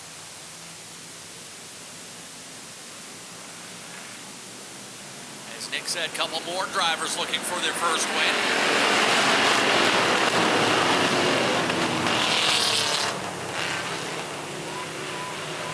Trouble again, and we got one off the pace. That looks like it might be Zach Emerson. Emerson had troubles with the car 2 weeks ago.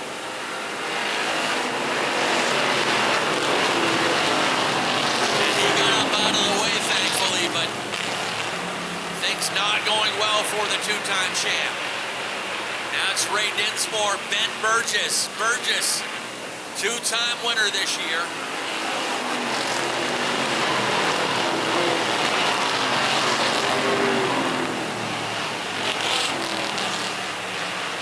Closing up ground on the race leader. Zach Emerson trying to limp that 23 car around the best he can to get whatever points he can.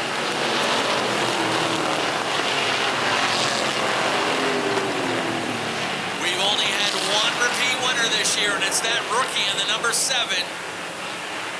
We got the number 82 of Chas Briggs, sorry. And a red flag, I believe we've got some flames under that 82 of Chas Briggs over in turn 3.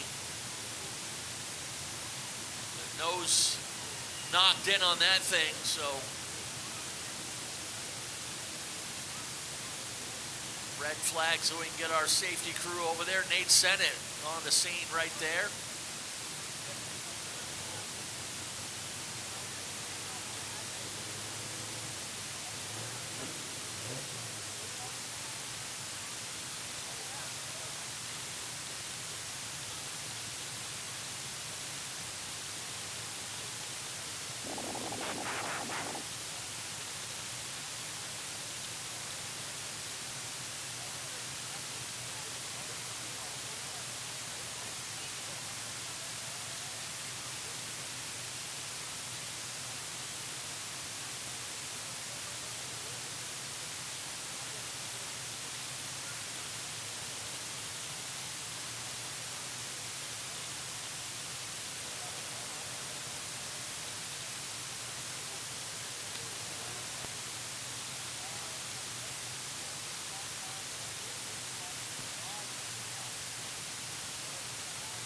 Chas Briggs is all good over there, folks.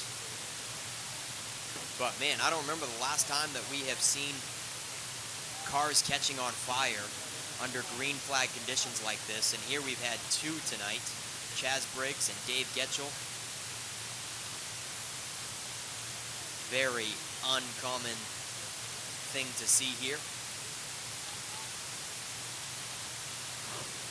Bringing out immediate red flags for safety conditions and to get fire trucks there as quickly as possible. As soon as you see flames, it's an immediate red flag. But the drivers have been all good today. Everybody's okay.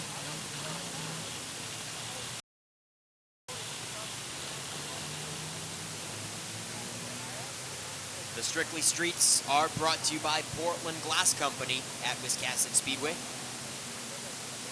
with locations throughout northern New England. Portland Glass is there to meet your glass needs, whether it be for your vehicle, or residential buildings, or commercial buildings. Portland Glass does it all. Find one of their convenient locations near you at www.portlandglass.com. They're not just in Portland, folks. They are all around New England at Portland Glass Company.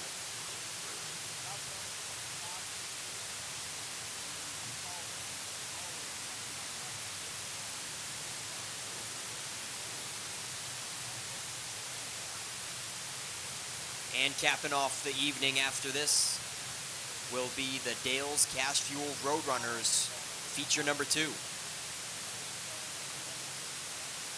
Ever since we had about 5 or 6 rainouts for the first half of the season, we really wanted to do our best to give these drivers some makeup events.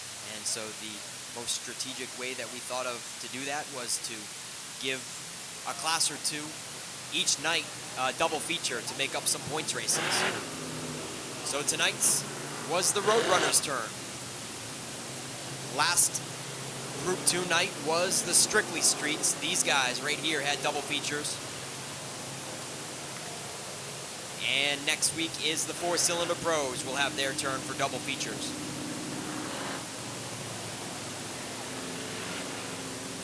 But tonight, it's the Roadrunners being the final event of the night after this Strictly Street feature. And the Roadrunners are brought to you by Dale's Cash Fuel. At Dale's, it's about service, quality, and trust. Their service is to provide the right products at affordable prices, and they aim to deliver them at a reasonable time frame to ensure that your home or space will be heated throughout the year. Dale's Cash Fuel delivers all over Mid-Coast and Central Maine. Go to www.dalesoil.com or check out their ad on the Wiscasset Speedway main page. If you're ever in the market for a trades service, make sure to check out the main page on the Wiscasset Speedway website and see if you can support a business that supports your favorite raceway. Click on the tab, it'll take you right to their Facebook page or their website.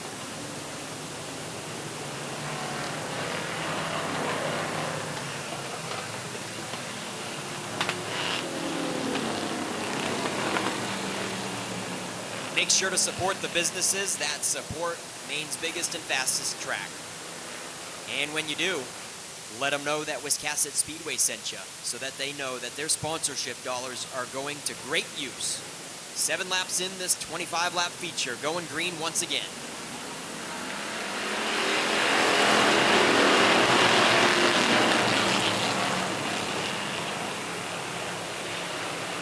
Ray Dinsmore in the 81.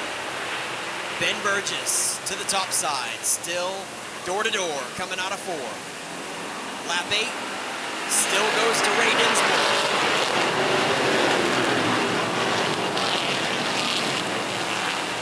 Great run in 3rd place for the 2, Dale Lawrence. First time we've seen him in the top 3 for a feature event, looking stout in the 2. But up front, they are still unseparated. Dinsmore is going to clear in turn 2. Burgess is going to attempt the crossover, but the opening is not there. And Ray Dinsmore III takes the lead by himself. Burgess back to the top side. Unable to surmount a challenge now. He is not great uptight on the 81. He's still staying back a half a car length or so.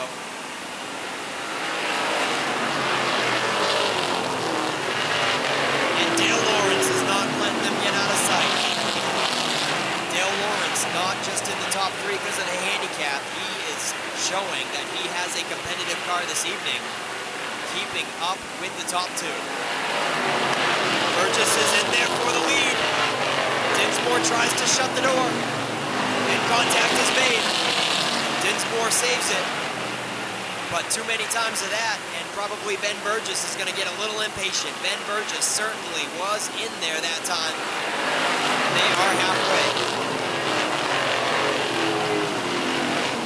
13 laps complete, 12 to go. More contact is made, going into the backstretch. Burgess uptight on the back of the 81, looking for the inside line to open up. Dale Lawrence keeping up with the top 2. And then the 43, Justin Gallio, is right there with Lawrence in 4th. It's a little ways back for the 5th position, Dan Trask. Wow, Cowboy Dan Trask has made his way back into the top 5 after that wreck on the opening laps. Dan McCaig Jr. is keeping right with him. A bunch of 2-car battles for 1st and 2nd. And we got a spin. It's Wigan in the 26. Scott Wiggin to the infield of turn 2. The number 26, a solo car spin. We'll check with the race director, Sean Kimball, if he had any help going around and if it was a 2-car incident or if it is just going to stay the 1-car deal here for Scott Wiggin. We just passed halfway. Now at lap 15, there's only going to be 10 laps to go. And I was just saying, under green flag conditions, Cowboy Dan Trask, we did not think he was going to be a threat after he hit the wall out of turn 4, but look at him now, back into the top 5.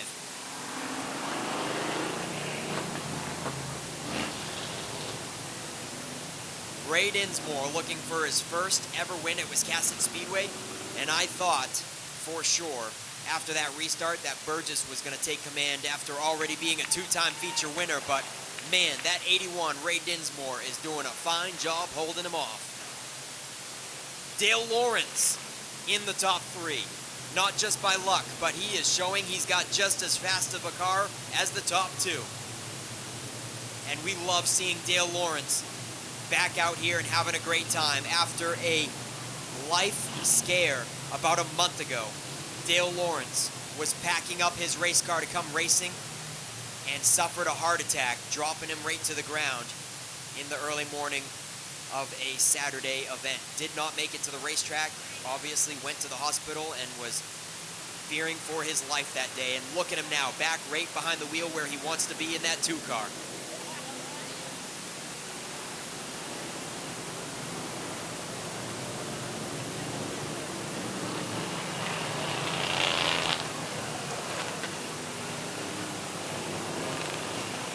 Ten more laps to go. Let's see if we can get this one nipped in the butt with a green flag finish for the rest of the event.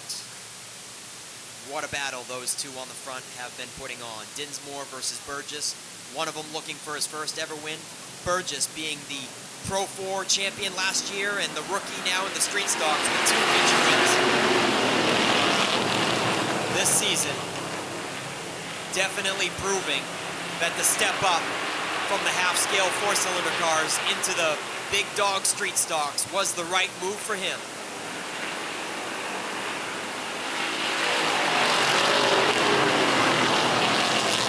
Yeah, Ben Burgess, the only repeat winner in this division this season. We've had 6 different winners. Can Ray Dinsmore become the 7th different winner in this class?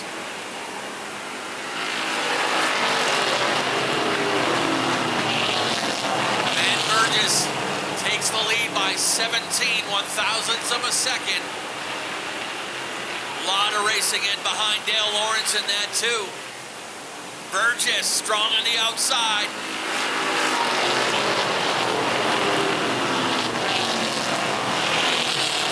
Dinsmore with his best run of the season. He's been on the podium a couple times, but he has got a good run going. Some sparks, though, from that lead pair.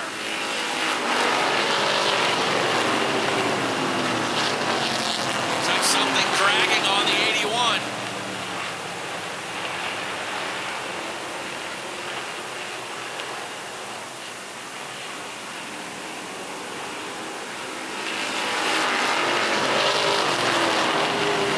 Hey, how about Dan Trask in that number 3, backed into the wall early in the race.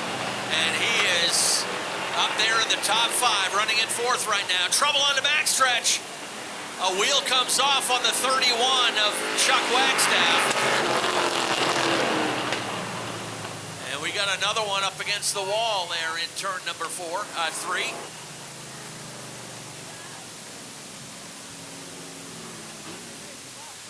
Wheel comes right off on that 31 of Wagstaff and sends them scattering, and I believe that's might be Joe Harriman up against the wall there in turn 3. Second red flag of the race. And it looks like Ray Dinsmore may be throwing some smoke here as well.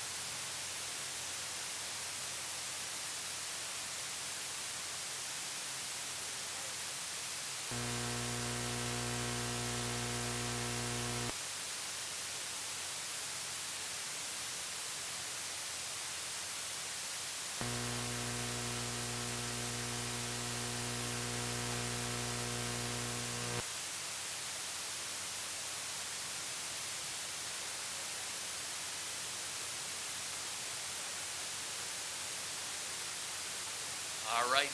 Just checking on things with the 81 of Ray Dinsmore. Still good. The car was smoking a little bit, but they said he's, I believe, good to go.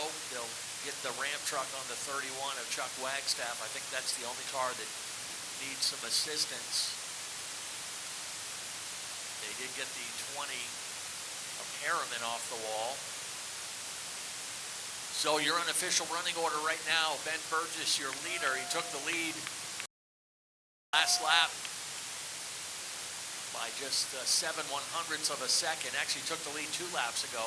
Ray Dinsmore second, Dale Lawrence third. Dan Trask, how about the 3? Backed it into the turn 4 wall at one time early in this race and now finds himself restarting in 4th. Scott Eck 5th. Scott's been to the pit a couple times.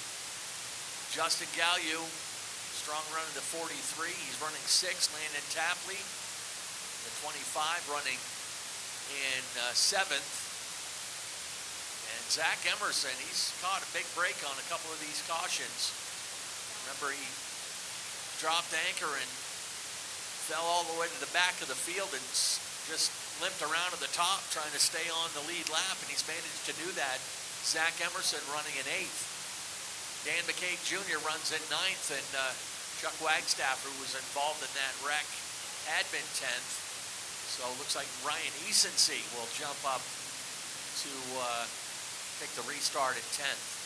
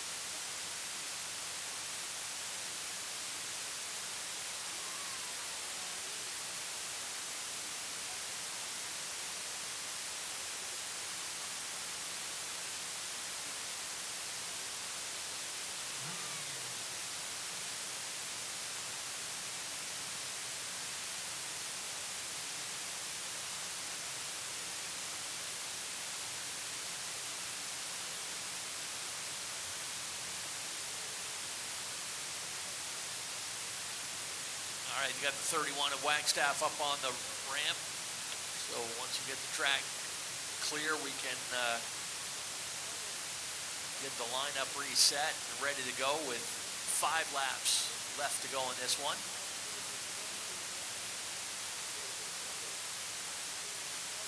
Uncharacteristically rough night here for the Strictly Streets. Despite the high car counts, they put on some pretty stout racing, pretty clean racing most of the season. Matter of fact, last time they raced double features, 29 cars in the starting field for both races.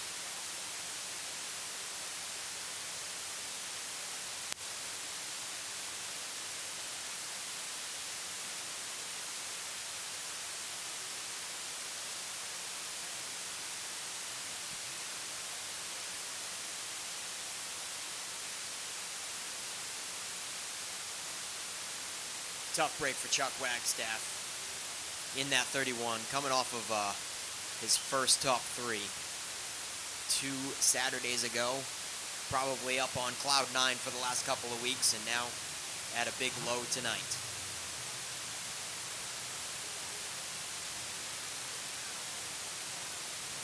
We want to thank Wallace Roofing and Home Improvements for coming on board and being the title sponsor for the Boss Hog 150. Wallace Roofing and Home Improvements of Gray, Maine.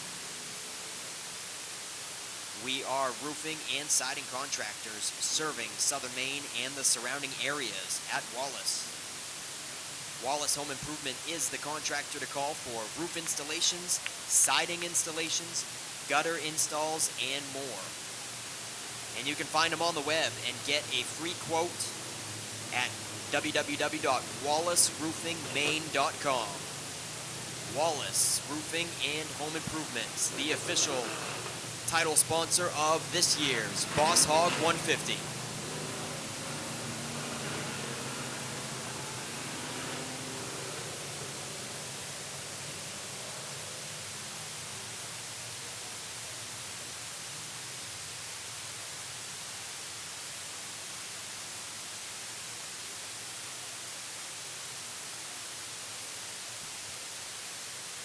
Make sure to keep up on the schedule, the point standings, the results, and all the latest at Wiscasset Speedway on the web at www.wiscassetspeedway.com. And give us a like on Facebook if you already haven't. I'm sure probably 99% of you here already do like the Wiscasset Speedway Facebook page, but this is your friendly reminder to make sure to click that follow button on Facebook for Wiscasset Speedway.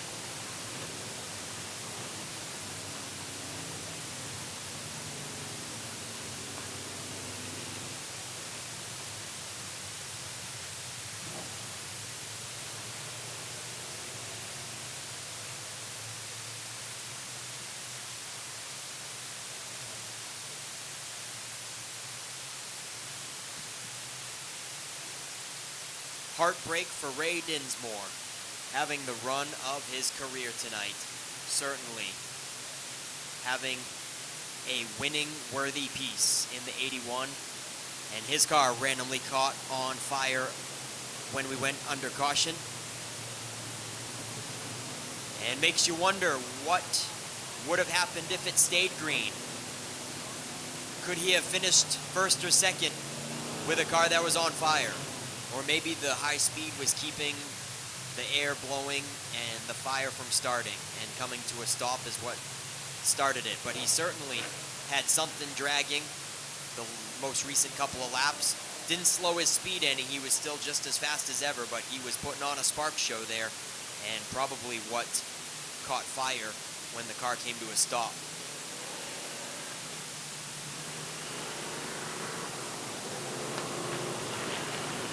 So Dale Lawrence in the 2 has had a just as fast piece as Dinsmore and Burgess. We'll see if Dale Lawrence will have something for Burgess here with 5 laps to go, ladies and gentlemen, and they've had enough wrecks. We're starting them single file, looking for the green flag this time. Ben Burgess, single file up front.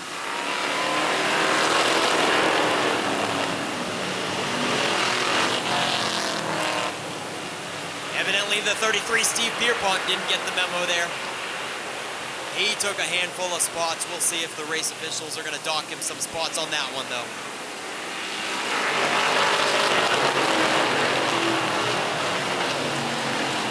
Four laps to go. Ben Burgess does not have any competition now, unfortunately. His only competitor, Ray Dinsmore, is out, and Burgess is on cruise control.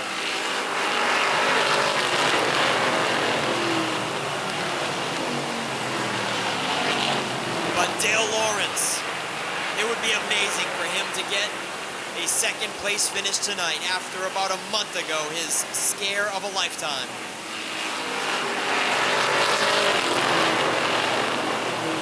And how about Cowboy Dan Trask? After he hit the wall in turn 4 in the early running, we did not think he was going to get his way back into victory lane. We have certainly got some talking points to talk about in victory lane.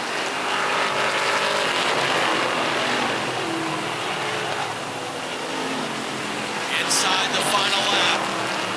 There's only been one repeat winner this season in this class, and now 3 wins for the rookie out of Hartford, Ben Burgess.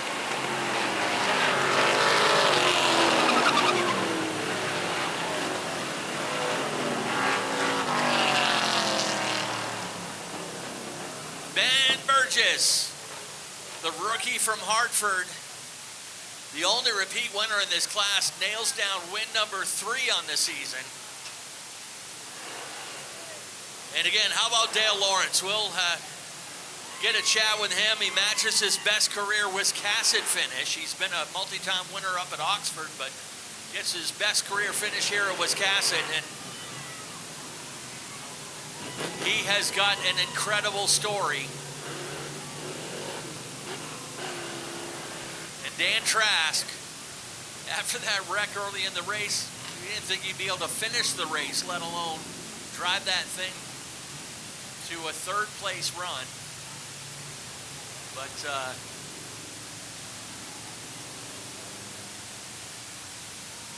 I've heard the expression, perhaps some drivers just dying to race. Well, Dale Lawrence took it to a whole new level.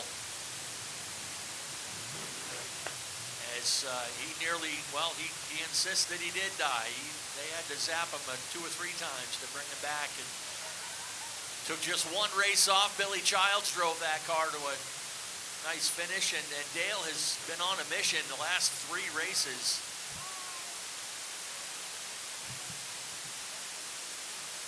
We'll find out a little bit more of that when we get down here to Coastal Auto Parts Victory Lane. We do have the Dale's Cash Fuel Roadrunners coming out to finish off the show. We appreciate you guys sticking with us. Appreciate your patience. Little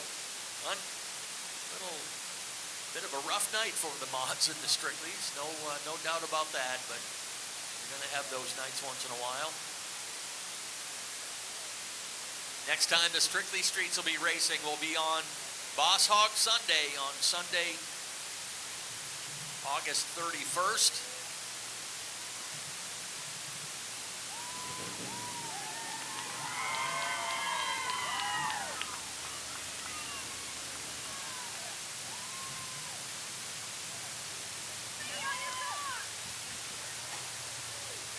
Let's, I think we are ready to send things trackside. Nick Huff is going to get a chat with your top 3, and what quite a top 3 we've got. And Ben Burgess climbs out, folks. Oh, man. Ben Burgess, 3 wins on the season in the ever-competitive Portland Glass Strictly Street class. After enough time in the half-scale Pro 4 cars, man, was there ever a doubt that you could get to the top of this division? That is friggin' awesome, dude. I mean, I don't know, man. I worked so hard for this, and it finally comes together, so that's awesome. I had a blast with the 81 there. Congrats to Dale Lawrence. He's had a crazy year, and that's cool for him. My cousin, he helps a ton. Nolan came out today. My dad, he does a bunch for this. My grandfather, Bob. My grandmother's, Winthrop Auto Parts. Spencer Group Paving. Kyle Humans Motorsports. Fast Racing Fabrication. And I think that's it. Trophies for both the Burgess father and son team tonight. His dad finishes 3rd in the late model. But here we are, folks, with the number 2. Dale Lawrence gets it done, folks. I'm a little bit emotional for you, Dale. That makes 2 of us. Yeah, this is awesome. Had the scare of a lifetime there and stuck Billy Childs in the car for one night, but didn't take you long to get back behind the wheel and have some fun again. Honestly, the best medicine's to get right back on the horse. I was stoked to watch my son-in-law drive the car. He did an awesome job. This car's been decent. I just haven't had the best of luck. I'm not probably the best driver out there. I got sponsors to thank: Ferrero Realty, Caney Electric, Left Turn Fabrication, Viking Floor Coating. Oh God, who else is on here? RPM Engines, Daisy Valley Racing. I couldn't do this without Daisy Valley Racing. Thank God for them guys. They helped me set this car up. I broke I don't even know what the hell you call it. What did I break today? A part. Jack and bolt. I broke a jack and bolt. This thing was a handful in practice, and I haven't got any more practice with it. Thank the fans for coming out. I love you guys. You're awesome. How's that for redemption? A 60-year-old man that had a heart attack and dies, he comes back, puts this thing in victory lane. Comes back from the dead. Nice job, Dale Lawrence. Oh, where's this guy? Cowboy Dan. Cowboy Dan. Oh, my word, you hit the wall in turn 4.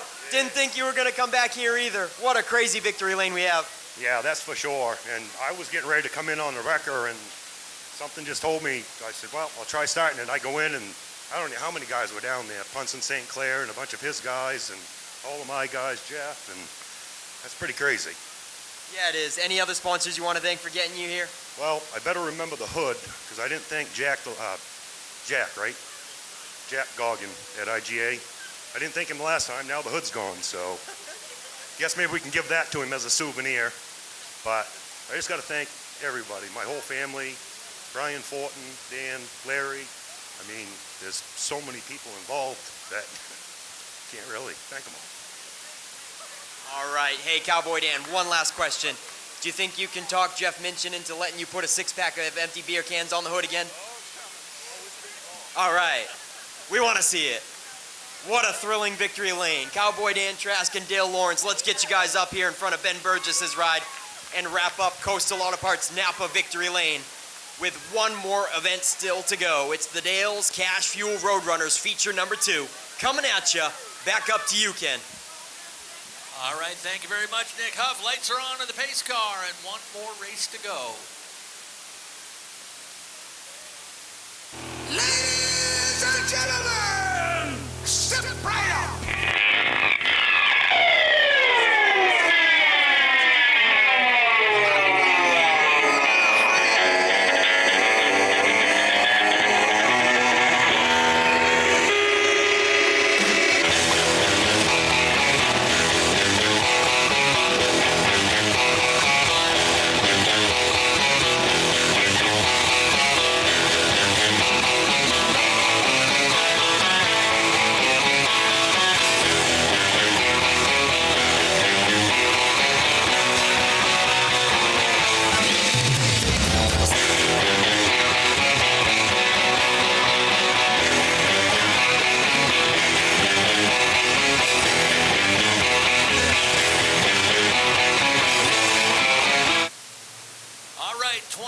The distance for the Dale's Cash Fuel Roadrunners to finish up the show tonight.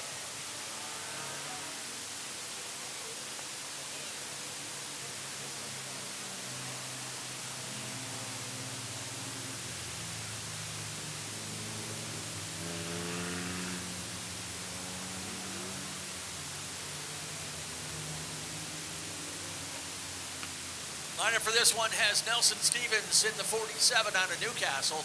Charity from Augusta in the 71, Hayden Carver out of Windsor in the 44, Logan Hall from Farmington in the 13X, Jason Sears from Skowhegan in the 11, Jason Meservey out of Warren in the number 57, Donovan Thorpe out of Bethel in the number 9, Kevin Greenhalgh in the number 0F out of Farmington. Then comes Kerrigan Glazier in the 99 from Appleton, Dylan York out of Damariscotta in the 7X, Josh Cook out of Mechanic Falls in the 4.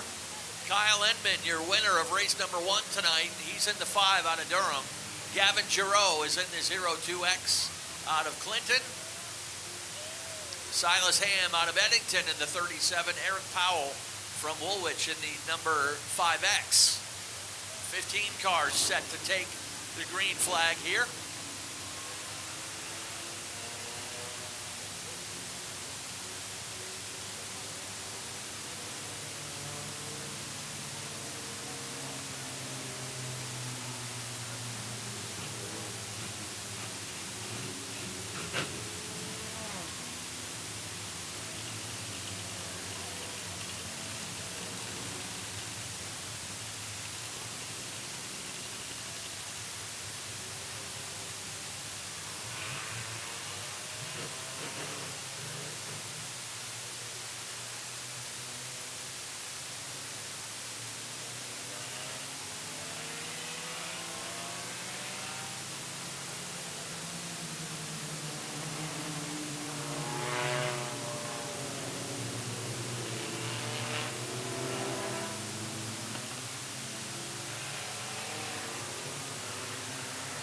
Field cross stop lights are off, ready to hit the loud pedal this next time by the flag stand. Nelson Stevens and Jarity.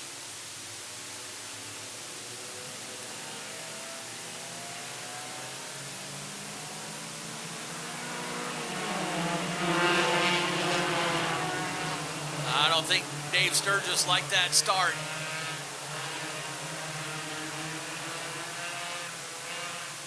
Give him the lazy green caution out. Stevens went way early in the 47.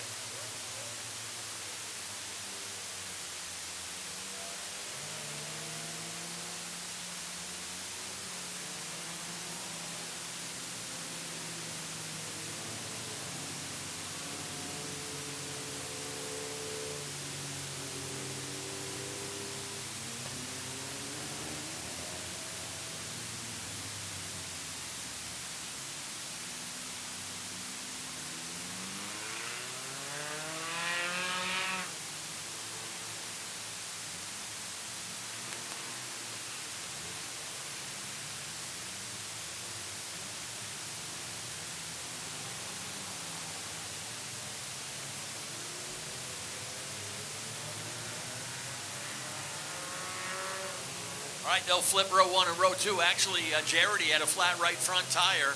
Nelson Stevens got nailed for going way before the green flag.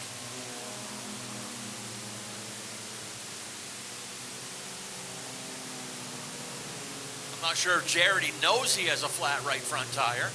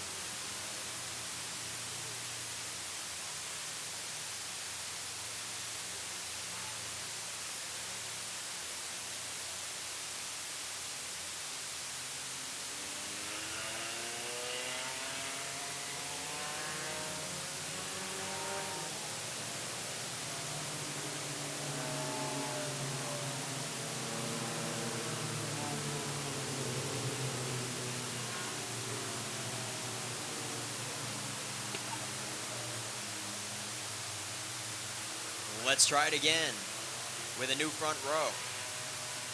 As Nelson Stevens in the 47 jumped the start, he goes back into third, and we'll put Logan Hall in the 13X and Hayden Carver in the 44 back up there. 0 laps complete. Let's try this one.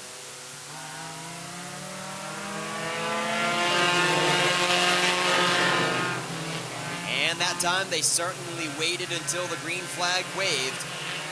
So it is clean and clear. And the top 2 run away from Stevens on this one. We've got smoke and dust kicking up in turn 3. Everybody makes it through.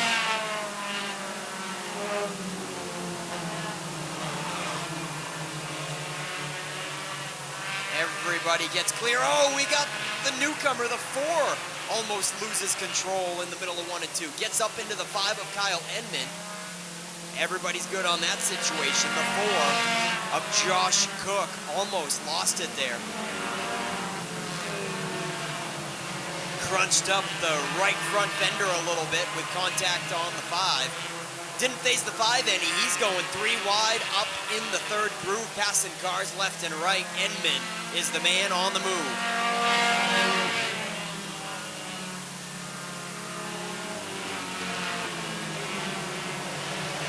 Out front, it's Jason Sears in the 11.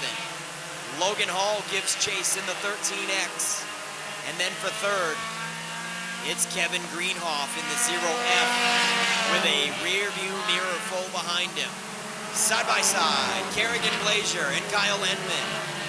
Hot on the heels of Kevin Greenhoff.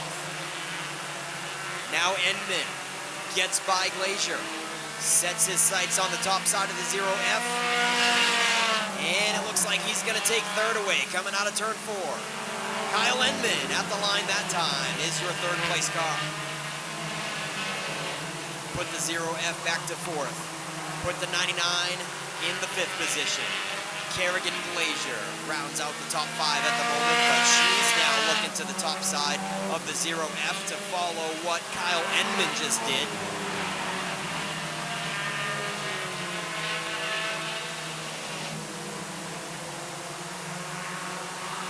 Dylan York in the 7X is 6th. Gavin Giroux in the 7th position.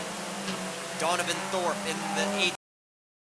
Jason Meserve in 9th, and Nelson Stevens, your early pole sitter, makes up your top 10 right now. They're 3 wide back there for 10th position. Nelson Stevens loses a couple more spots, this time to Josh Cook and Silas Ham, the rookie, in the 37. Gavin Giroux in the 02X picking his way through the field. He climbs up into 6th in that taxi cab yellow number 02X, and he's closing in on Kerrigan Glazier in a hurry for the top 5.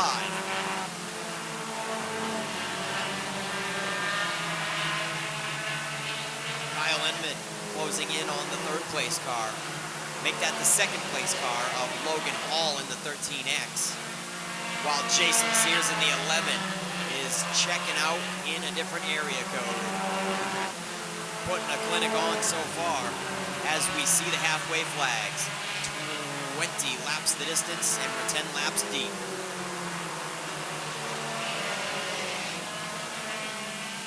Jason Sears way out front in the 11. And Enman just finished the pass for 2nd. If there's no caution, it is going to be a near impossible feat for Kyle Enman to close in on the 11 for the lead.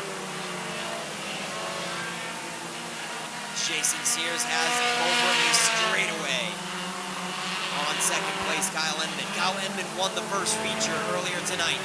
It was double feature night for the Roadrunners, and the first one has already gone to Kyle Enman earlier today. Jason Sears was nowhere to be seen in the top 3 earlier today, but look at him now, waxing these guys so far.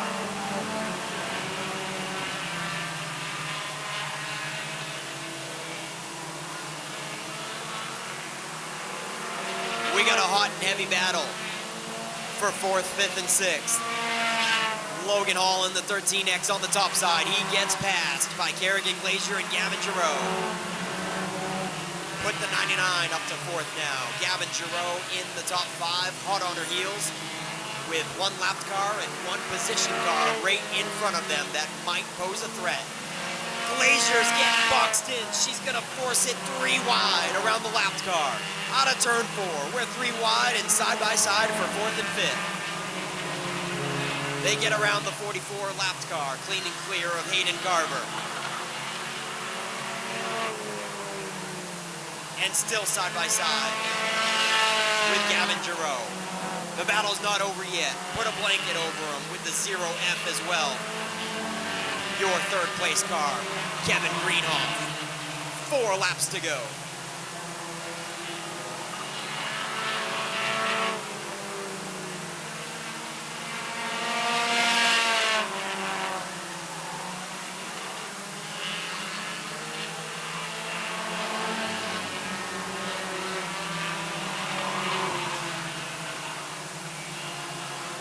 It'll be 2 laps to go on the 11 of Jason Sears this time by, no, white flag this time.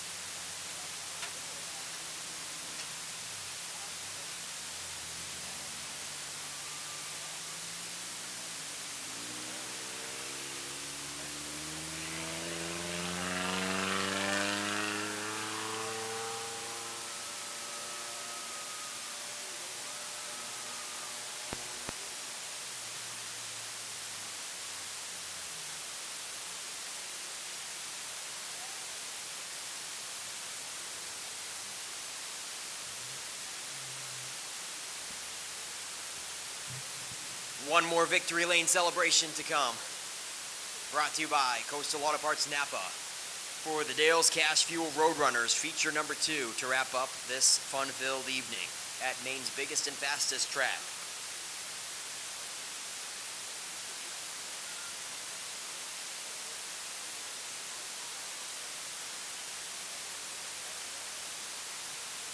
Jason Sears. Nowhere to be seen in the top 3 for the first one,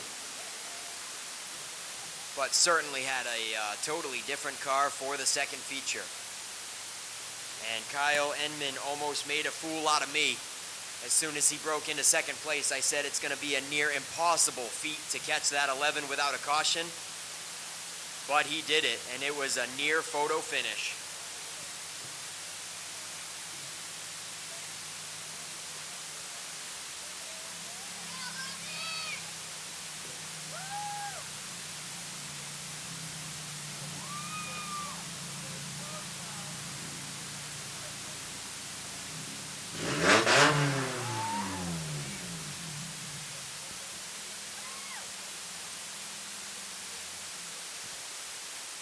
All right, ladies and gentlemen, give him one more warm welcome round of applause for Jason Sears in the 11. Hey, Jason, is this your first win at the track? Or Yes, sir, it is. This is your first ever win at Wiscasset Speedway? Yes. Well, have we got a special flag for you then? I will get that in just a moment, but what a wild race right down to the finish, and lap traffic helped you out there a little bit, didn't they? It did, but then it hurt me towards the end. Kyle was coming. He was coming hard.